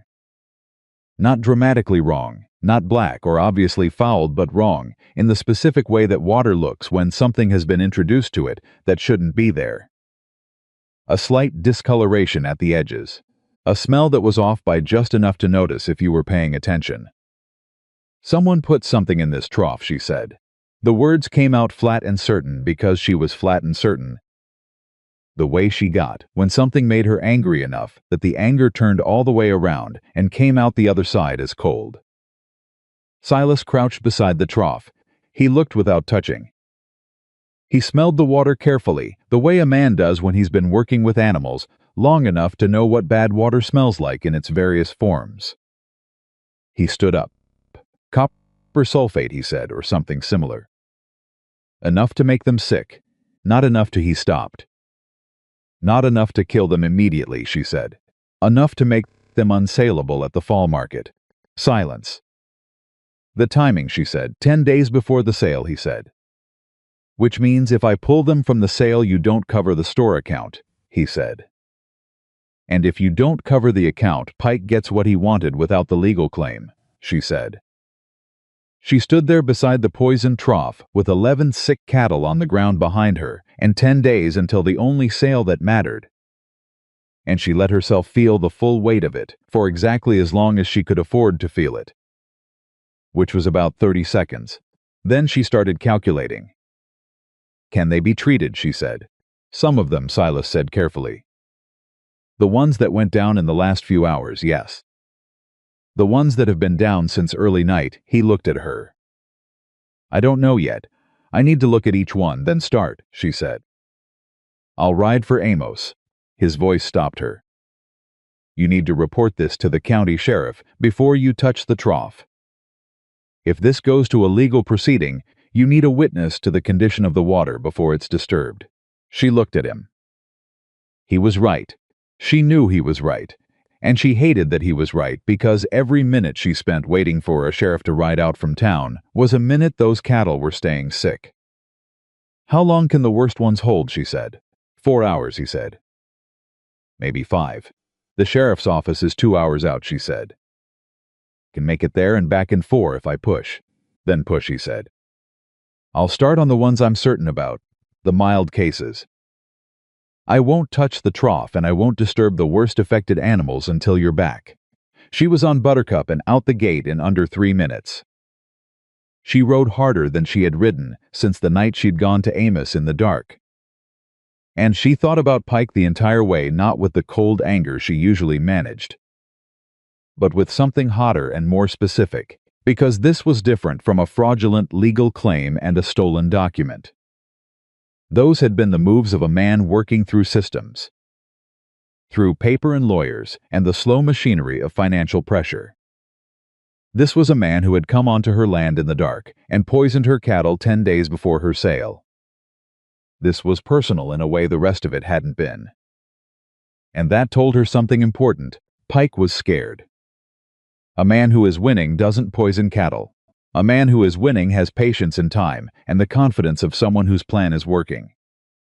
A man who poisons cattle in the dark is a man who has watched his primary strategy fail and his secondary strategy fail, and has run out of legal moves and decided that what's left is the kind of move you make when you're desperate. She held on to that the whole ride to town. Sheriff Dale Morrow was a practical man who had been sheriffing in this county for 12 years and had the particular quality of attention that came from 12 years of distinguishing between people who were telling him the truth and people who were telling him what they wanted him to believe. He listened to Rosalie without interrupting, which she appreciated. He asked 3 questions, all of them precise, and then he got his horse. He rode back with her. He looked at the trough. He looked at the cattle. He took samples of the water with the equipment he carried for exactly this kind of situation. He wrote things in his ledger. He asked Silas what he had observed and when. And Silas answered with the same precise brevity that Rosalie had come to rely on. No embellishment. No gaps, no interpretation beyond what the facts supported. Then Morrow stood back and looked at the northwest corner of Red Willow Ranch and said, "You have any idea who did this?" Rosalie told him about Pike, about the legal claim, about the document from Reverend Caldwell, about Harlan's retraction, about the riders who had come to watch the channel and the way Pike's strategy had shifted each time she had closed one of his angles. Morrow listened to all of it. "That's a serious set of accusations," he said. "It's a serious set of events," she said. He looked at her. Then at Silas. Then back at the trough. "I'll ride out to Pike's operation today," he said. "I'm not making you any promises about what that produces.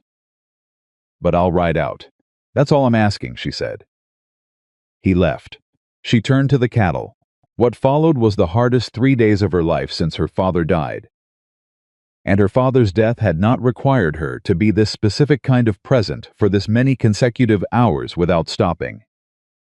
She and Silas worked the northwest pasture from before dawn to after dark, treating each animal individually, fluids forced, temperatures monitored, the particular patience of livestock care that cannot be hurried and cannot be delegated to someone who doesn't know what they're looking at. Amos sent his 2 hands over on the second day, and they worked without complaint alongside Rosalie and Silas in a silence that was not uncomfortable but was entirely focused.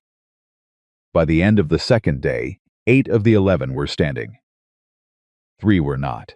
She stood over the 3 that weren't going to make it and let herself feel that too. She had raised some of these animals from calves. She knew their individual tendencies and temperaments, the way she knew the fence lines, not because someone had told her, but because she had been paying attention for years. These 3 were not abstractions. They were specific losses. and they deserve to be felt as specific losses rather than managed as a financial calculation. She gave herself 20 minutes. Then she calculated the financial damage. 8 recovered cattle, sold at market rate, would cover approximately 70% of the store account. She needed 100%. The gap between what she had and what she needed was the kind of gap that kept a person awake at 2 in the morning doing arithmetic that didn't change no matter how many times she ran it. Silas found her at the kitchen table that night with the ledger open and the lamp burning low and the arithmetic written out 3 different ways because she kept hoping one of the versions would come out differently. He sat down across from her. He didn't say anything immediately. He looked at the numbers. He was quiet long enough that she knew he was doing his own version of the calculation, running it forward the same way she was, checking for an angle she might have missed. "The pawn structure," he said finally.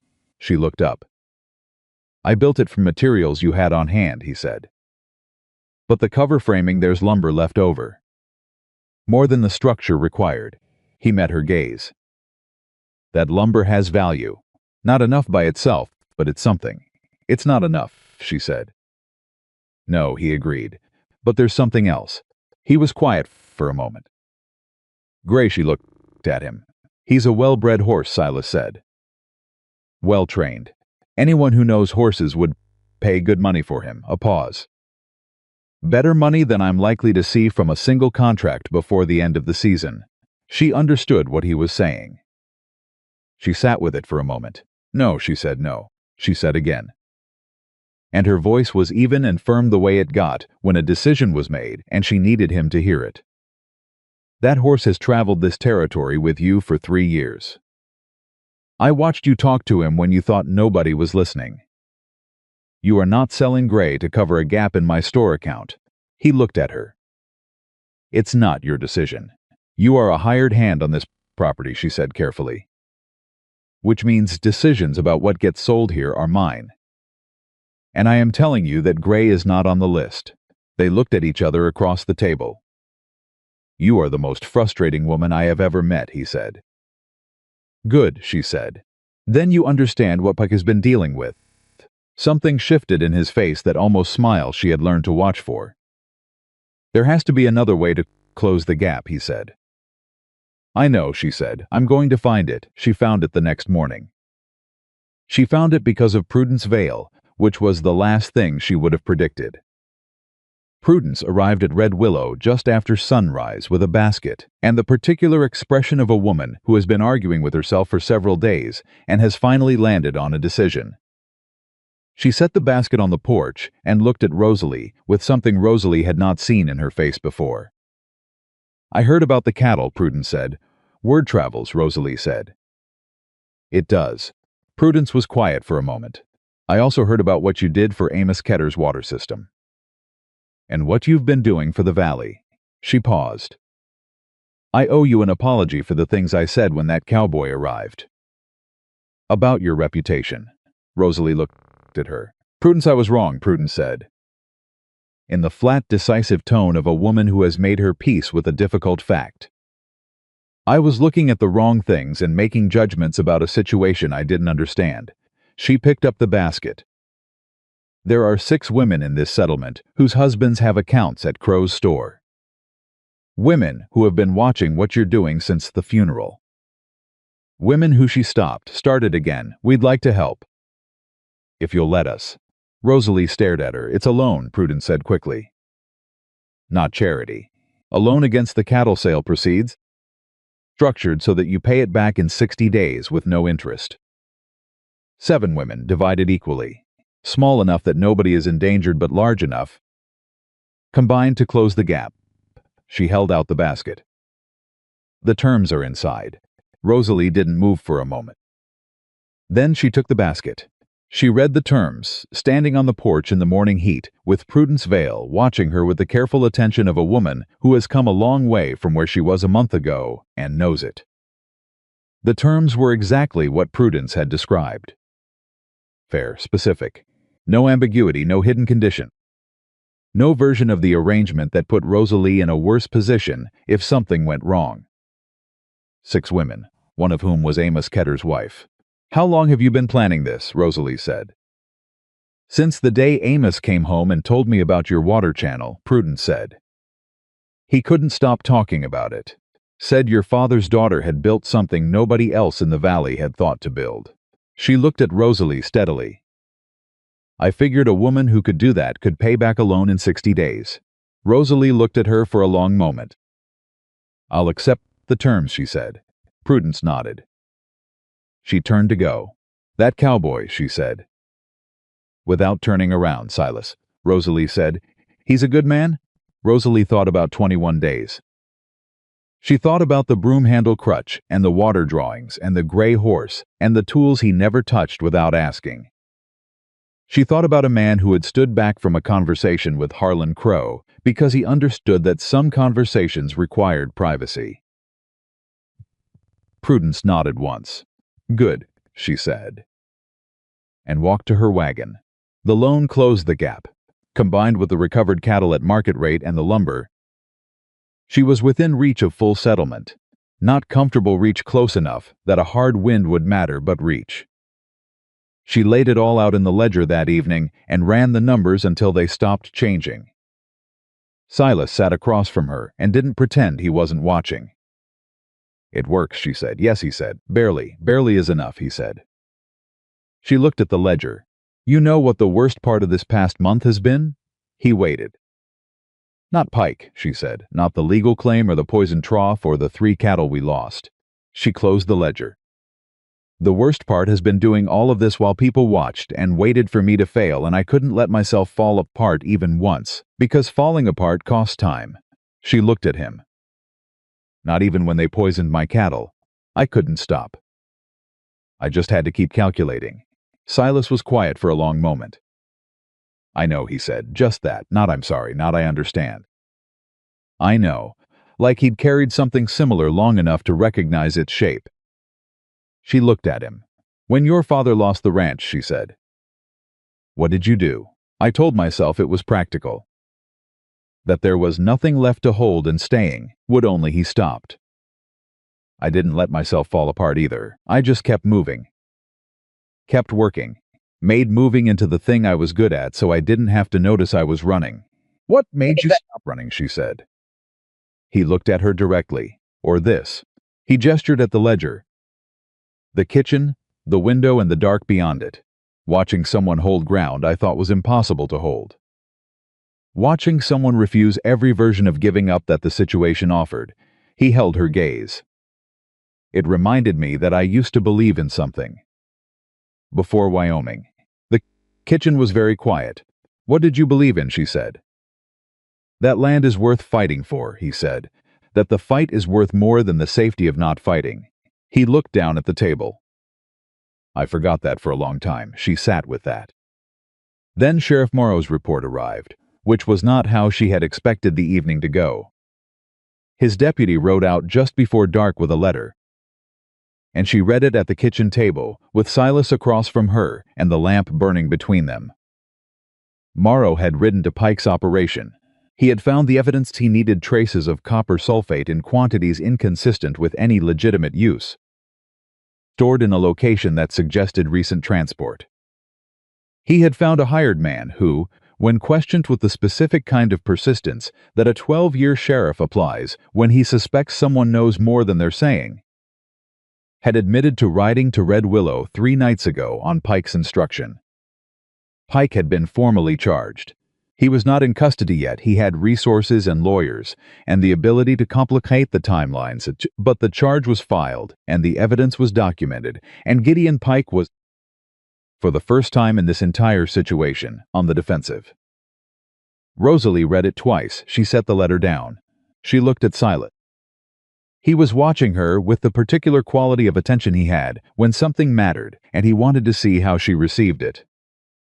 "He's charged," she said. "Yes," Silas said. "It won't be resolved before the sale," she said. "Legal proceedings take time."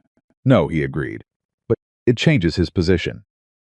A man under criminal investigation has a much narrower ability to apply financial pressure to a county sale process." She thought about that. "It also means the other ranchers know," she said. Once Morrow's filing is public, the Valley understands what Pike was actually doing. Not just to me. Yes, Silas said. She sat with the letter in her hands and thought about the chain of it from the document in Reverend Caldwell's keeping to Harlan's retraction to Amos's sworn statement tomorrow, riding out to Pike's operation. Each link connecting to the next, because she had food fast enough and trusted the right people and refused. Every single time to let the pressure make her sloppy. Her father had built this ranch by understanding that the land rewarded people who paid attention. She had built this defense the same way. Go tell Amos, Silas said. Tonight, he deserves to know before he hears it from someone else. She looked at him. It's after dark. He was up when you rode to him at night a week ago, Silas said. He'll be up. She rode to Amos. He was on his porch when she arrived. Which meant either he was expecting her, or he was the kind of man who sat on his porch in the dark, because the dark was quieter than the house. Which was something she understood completely. He looked at her face when she came through the gate and said, "What happened?" She told him about Morrow's letter. He was quiet for a long time after she finished. "I want to tell you something," he said finally. She waited. "My wife was right about your father," he said. "And she would have been right about you too, if I'd given her the chance to say it." He looked out at the dark. "I've spent 30 years thinking I could judge a rancher by looking at them. Size, age, whether they had a man standing beside them." He shook his head. "I looked at you and I saw a woman who was going to fail because I decided she was going to fail. And you spent the whole summer proving me wrong without once asking me to admit it." Rosalie sat on his porch in the dark and chose her words carefully. "I didn't do it to prove you wrong, Amos," she said. "I did it because it was my land and my father's work, and I wasn't going to let it go." "I know that," he said. "That's what I'm telling you. You weren't doing it for me. You weren't doing it for any of us." He looked at her. And that's exactly why it worked. She rode home with the night air against her face and the letter in her pocket and something in her chest that she hadn't had room for in a long time because she'd been carrying too much else. Something that felt like being seen. Not rescued, not managed. Not assessed by someone deciding how much weight to give her. Just seen, straight and complete, the way you see something, when you've finally stopped looking for reasons not to. Silas was on the porch when she got back. He had 2 cups of coffee. Hers had clearly been waiting long enough to be perfectly drinkable, which meant he'd timed it deliberately. She tied Buttercup and came up the steps and took the cup and sat in the other chair. "Amos," he said. "Good," she said. "He's good." They drank their coffee. The night was cooling toward something that was almost comfortable after the punishing heat of the day. And somewhere below in the recovered pasture, cattle moved in the particular rhythm of animals that had enough water and were no longer afraid. 7 days, he said. To the sale. To the sale, he agreed. She looked out at the dark. "I've been thinking about after," she said. He turned to look at her. "After the sale, after the account is settled. After all of this." She turned her cup in her hands. "My father used to say that the time to plan the next thing is while you're still fighting the current thing. So that when the fighting stops, you don't lose the momentum." "What's the next thing?" Silas said. "The northeast pasture," she said. "I've been thinking about it for 2 years. The subsurface moisture pattern extends farther than my father realized. If I divert a secondary line from the new holding pond, I can open up another 40 acres of usable pasture." She looked at him. "That's more cattle. More cattle means a stronger position at next year's sale. A stronger position means the store account stays current and the operation grows instead of just surviving." She had never said that out loud to anyone. Not growing. Not just surviving. Growing. The silence between them held the word carefully. "That's a bigger job than the channel," Silas said. "I know," she said. "You'd need more hands." "Probably," she said. "Or the right hand for long enough." He was quiet. She looked at him. He looked back. "I need you to understand something," she said. "I am not asking you to stay because I can't manage without you. I managed before you arrived, and I would manage if you left, and we both know that." She held his gaze. I am asking you to stay because the work is better with you in it. Because you look at my drawings and tell me what's sound without deciding in advance how much weight to give them. Because you understand the difference between helping and deciding for someone. She paused. And because I am very tired of making 2 cups of coffee and remembering I only need 1. He looked at her for a long moment. Something moved across his face that was not the almost smile, and not the focused calm, and not the careful attention. Something quieter and more fundamental than any of those. I'm not going anywhere, he said. She nodded. She turned back to the dark. They sat on the porch and finished their coffee, and neither of them felt the need to say anything else. Because some things were large enough to sit with in silence, and small enough to carry in ordinary gestures a cup of coffee at the right temperature. A chair pulled to the right position, a man who understood that staying could mean something entirely different from rescuing. 7 days. She would hold for 7 more days, and then she would walk into the fall sale, and she would sell her cattle at their real value, and she would come home to Red Willow Ranch, and she would start planning the Northeast pasture. And when she woke up the next morning, she would make 2 cups of coffee. And she would not put one away. She made 2 cups of coffee every morning for 7 days. She didn't mention it. Silas didn't mention it. It simply became part of the morning the way everything that mattered eventually became part of the morning quietly.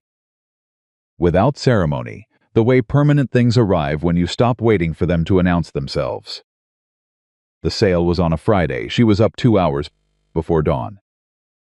Silas was already at the barn when she got there, which meant he had been up before her. Which meant he had not slept well either, which was something she noted and did not say anything about. They worked the cattle through the pre-dawn dark with the efficiency of 2 people who had spent enough consecutive days at the same task that they no longer needed to talk through it. She moved the herd. He checked the gate positions. She counted heads. He confirmed the count. They loaded the sale cattle into the drive formation by the time the sky went gray. And she stood at the head of the herd and looked back at the animals her father had started, and she had kept through a summer that had tried every method available to take them from her. 8 recovered cattle, 43 healthy head, 51 animals in condition that she would put against any operation in the valley. Ready? Silas said from his horse. Yes, she said. They drove to the fall sale. The sale ground was already busy when they arrived, riders moving stock. Buyers walking the lines, the particular noise and smell of a large animal gathering that Rosalie had been attending, since she was small enough that her father carried her on his shoulders to see over the fence rails. She knew this ground the way she knew Red Willow. She knew its rhythms and its hierarchies, and which buyers were worth approaching early and which ones needed to see you confident and unhurried before they'd take you seriously. She rode in without hesitation. The reaction was immediate, and she had expected it, heads turning. Conversations pausing, the specific quality of attention that a community gives to someone they had been watching all season and were now recalibrating their assessment of. She had heard about Pike's charges through the Valley grapevine before the official posting. Which meant everyone at this sale had heard too. She had known they would. She had planned for it. What she had not planned for was Amos Ketter meeting her at the gate. He was on his horse, hat in hand, with the expression of a man who has decided to do something publicly that costs him something privately. And he held his position at the gate until she rode up. Rode in early, he said. Wanted to be here when you arrived. She looked at him. My wife said if I didn't come meet you at the gate, she wouldn't speak to me until Christmas, he said. But that's not why I'm here. Why are you here? Amos, because people are watching, he said simply. And I want them to see where I'm standing. He turned his horse and rode beside her into the sale ground. That was the moment the day changed. Because Amos Ketter had been ranching this valley for 40 years and everyone knew it. And Amos Ketter riding in beside Rosalie Mercer at the fall sale was not a small gesture. It was a public declaration delivered in the language that ranchers understood better than any other, not words. Not documents, not legal filings, but physical. visible, undeniable presence by the time she reached the buyer's line. 2 other ranchers had fallen in alongside her, then a third. She kept her face composed, and her back straight, and her eyes forward, because this was not the moment to let herself feel what she was feeling, which was something enormous and warm and dangerously close to the surface. The first buyer was a man named Patterson, who ran a large feeding operation east of Miles City, and who had bought from her father for 15 years. He looked at her cattle with the focused assessment of a professional and asked 3 questions: condition, water history, any illness in the herd this season. She answered all 3 straight. On the third answer, yes. 11 head were treated for copper sulfate poisoning resulting from deliberate contamination. 8 recovered fully. She had the sheriff's report if he wanted to review it. Patterson stopped and looked at her directly for the first time. "You have the report on you," he said. She reached into her coat and handed it to him. He read it. He was quiet. Then he handed it back and looked at her cattle again, and named a price that was above what she had calculated as her best-case market rate. She kept her face neutral. "That's acceptable," she said. He stuck out his hand. She shook it. That was the first sale. The second buyer was less straightforward. He was younger, newer to the territory, and he had clearly heard a version of the summer's events that had been filtered through sources she couldn't identify. He looked at her recovered cattle with skepticism that he was not entirely hiding. He asked about long-term health effects of the contamination. He asked whether she could guarantee the animals. "I can show you their current condition," she said evenly. "I can show you the treatment record and the timeline and the sheriff's documentation of the source of the contamination. I cannot guarantee any animal against future illness any more than you can. That's not what a cattle sale is." She held his gaze. "What I can tell you is that these animals were treated correctly, recovered fully, and have been on a functioning water system for the past 3 weeks. Their condition reflects that." He looked at them again. Silas, who had been standing 3 feet back and slightly to her, left the entire morning in the specific position of a man who is present and available but not intruding, said quietly to the buyer, "I've been working that water system since it was dug. You won't find better hydrated stock in this sale ground." The buyer looked at Silas, then at the cattle, then at Rosalie. He named a fair price. She took it. By midday she had sold 38 of her 51 head at prices that ranged from fair to excellent. She had 13 head remaining, all of them healthy, and 2 buyers she hadn't yet approached. The account total was in her head, running continuously against the store balance and the loan from Prudence's group and the cost of the cattle she'd lost. She did the arithmetic at the water trough while the cattle drank. She was close, very close. But the 13 remaining head needed to sell at a specific minimum to close everything out. And the 2 remaining buyers were the kind of men who sensed when a seller needed a sale and adjusted their offers accordingly. Silas came up beside her. "How does it stand?" She told him the number she needed from the remaining 13. He was quiet for a moment. "No," she said. "But it requires a buyer who values condition over price testing. Then find one who hasn't been approached yet," he said. She looked at the sale ground. She knew every buyer here. She ran them through her mind the way she ran fence lines methodically. No gaps, every section assessed before she moved to the next. And then she landed on a name she had not considered because she had not thought he was here this year. Thomas Reeve. He was a ranch consolidator out of Billings, who came to the fall sale every 3rd year and bought in large quantities when he found what he wanted. He valued consistent quality over low prices because his operation resold to Eastern buyers who paid premium rates for premium stock. He had bought from her father twice. He had not been at the last 2 sales. But he was here now. She could see his horse at the far line. His particular way of standing when he was watching a herd slightly back. Arms crossed, the patient posture of a man who buys when he's ready and not before. "Stay with the herd," she said to Silas. She walked across the sale ground to Thomas Reeve. He saw her coming from 20 feet out and watched her approach with the neutral expression of a man who is always assessing. "Miss Mercer," he said, "I'd heard you were running the operation now." "Since spring," she said. "I have 13 head left. I'd like you to look at them." "I've heard there was illness in your herd this season," he said. "Deliberate contamination," she said. "Copper sulfate in the northwest trough." 8 of 11 affected animals recovered fully. The 13 I have left were not in the affected pasture. "I have the sheriff's documentation." She paused. "I also have a new water system that I designed myself, which is why my cattle are in better condition than most operations you'll see today, despite the worst drought this valley had in 6 years. He looked at her for a moment. "Show me," he said. She walked him to the herd. He looked at the 13 remaining cattle with the thorough, unhurried attention of a professional who trusts his own eyes more than anyone's word. He checked confirmation, condition, movement.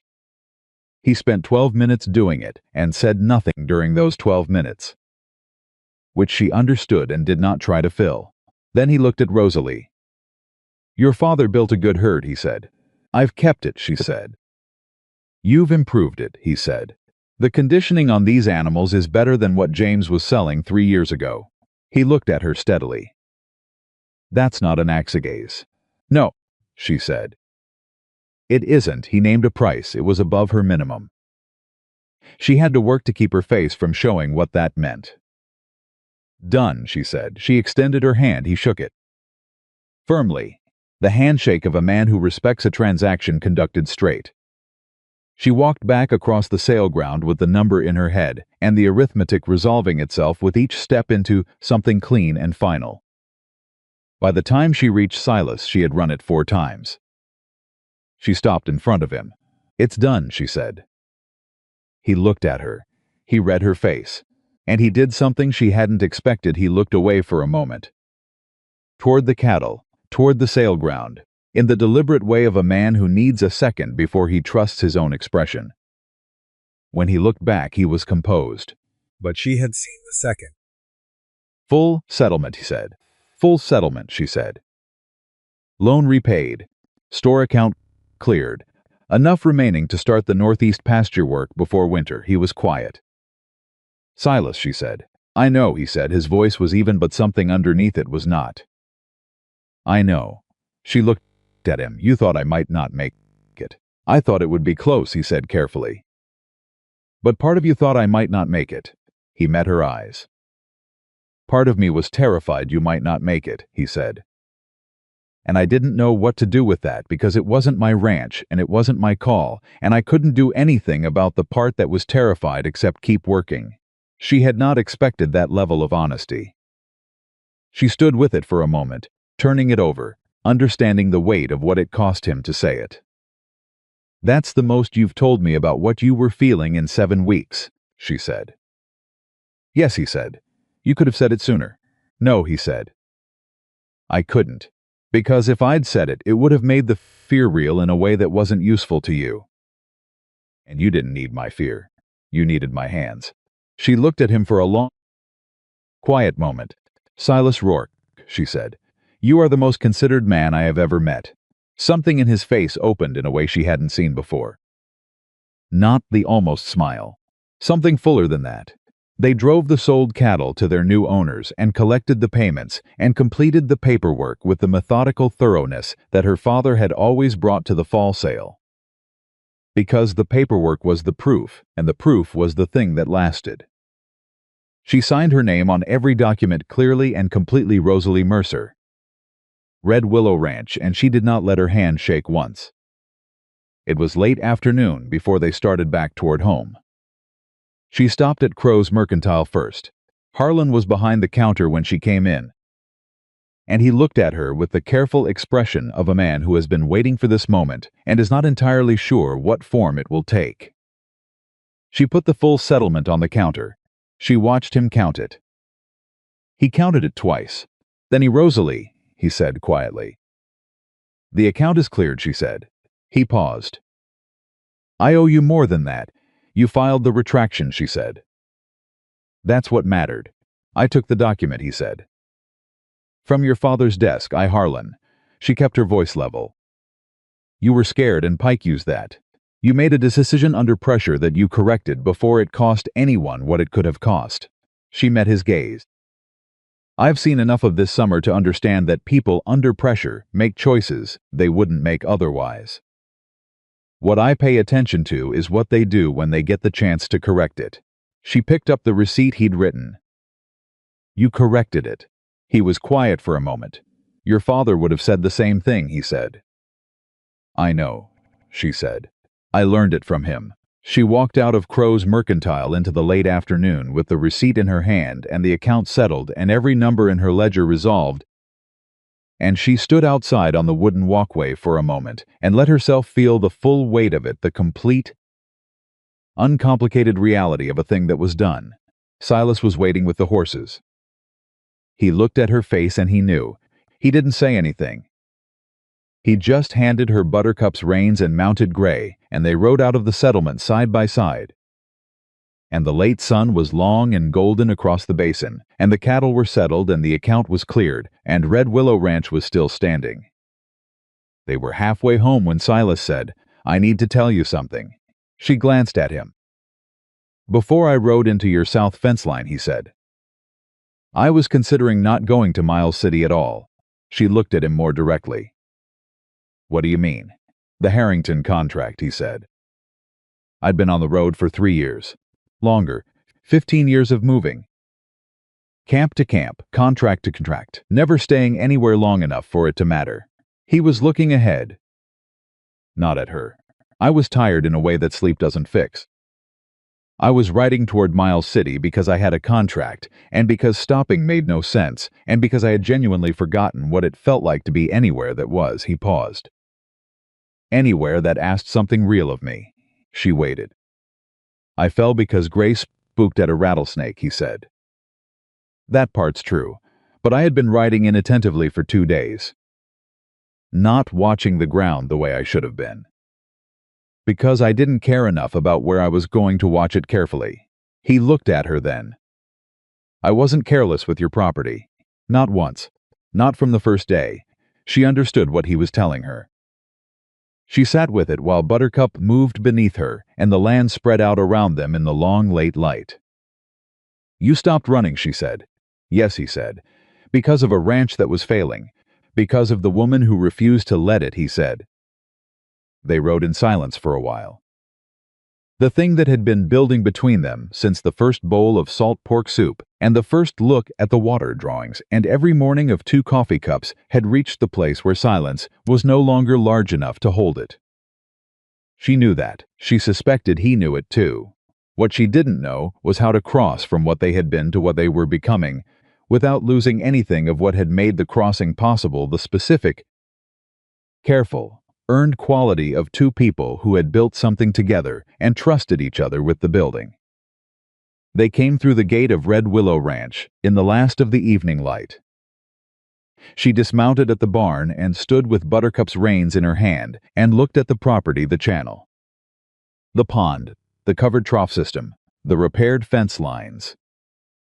The barn with its reinforced brace, the house with its swept porch and its 2 coffee cups waiting for morning.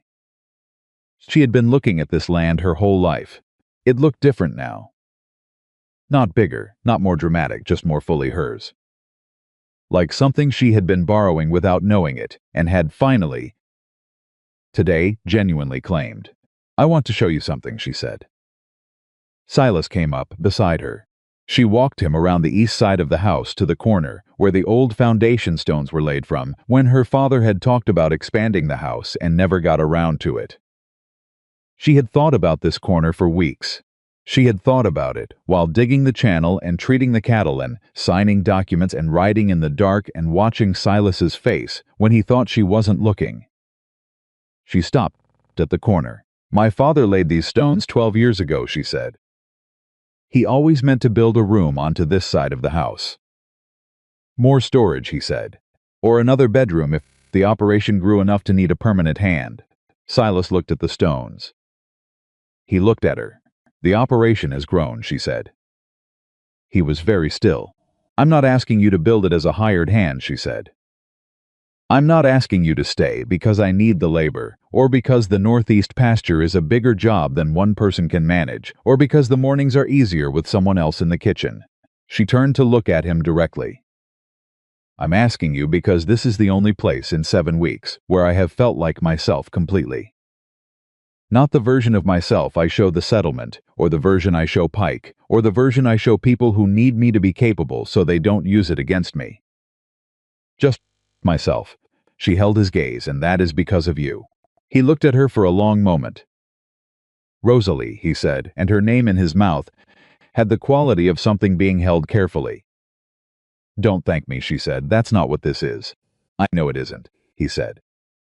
I was going to say he stopped. He looked at the foundation stones. He looked at the house. He looked at the land around them in the last of the light. And whatever he was working through, he worked through it in the particular quiet way. He worked through everything that mattered. Then he looked at her. I've been building things for other people's ranches for 15 years, he said. I've never built anything for a place that was going to last. This one will last, she said. Yes, he said, I know it will. He looked at the cornerstone. That one's not level, he said. She looked, he was right. The northeast cornerstone sat slightly off from true. A fraction of an inch that her father had probably meant to correct and hadn't gotten back to. I know, she said. It's been bothering me for 12 years. We should fix it, he said. Yes, she said. We should. He looked at her with the full version of the expression she had been seeing fragments of since the first morning, not the almost smile.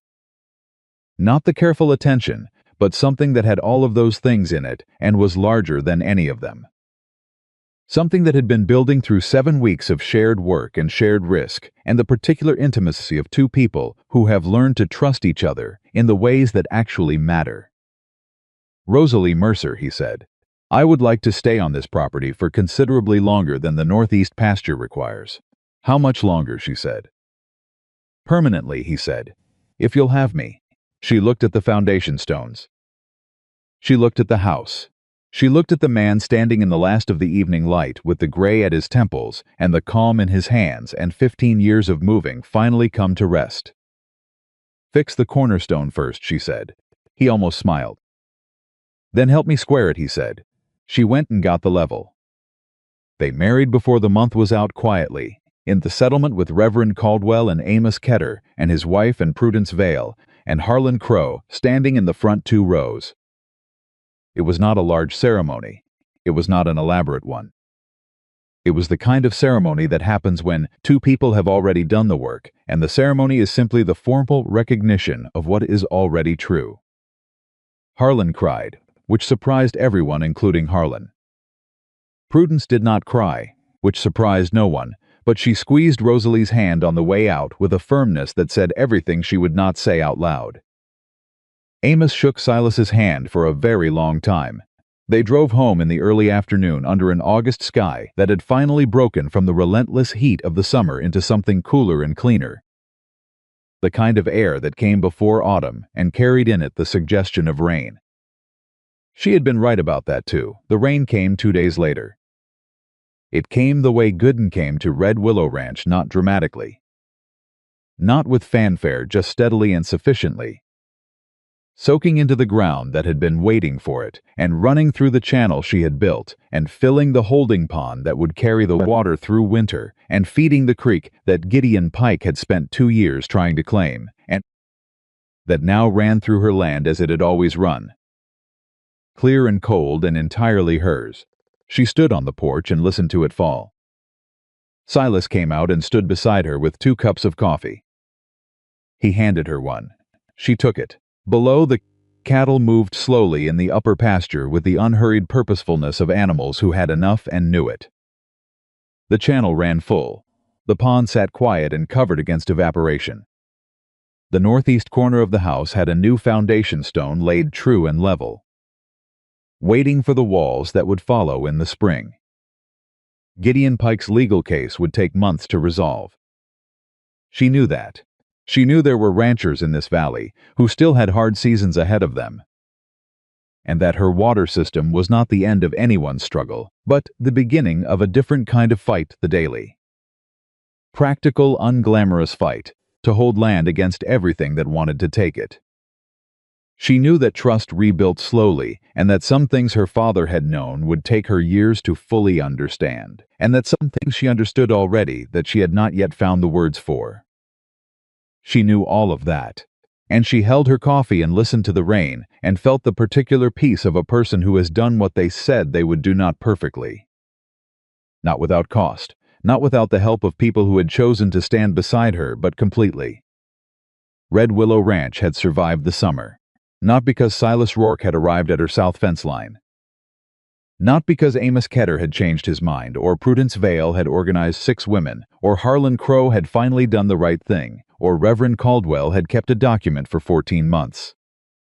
It had survived because Rosalie Mercer had decided, standing over her father's fresh grave in the July heat, with blistered hands and an empty stomach, that it would. Everything else had followed from that. Silas reached over, without looking at her, and straightened the coffee cup in her hand that had tilted slightly. A small automatic gesture, the kind of gesture that belongs to people who have learned each other's habits without trying to. She let him. She looked out at the rain falling on her land. 2 hats hung beside the ranch door. 2 horses stood in the barn.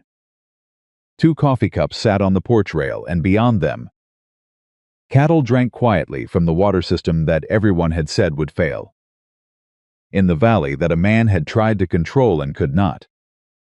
On the land that a woman had refused to lose and never did. Rosalie Mercer had not survived this summer because she was rescued.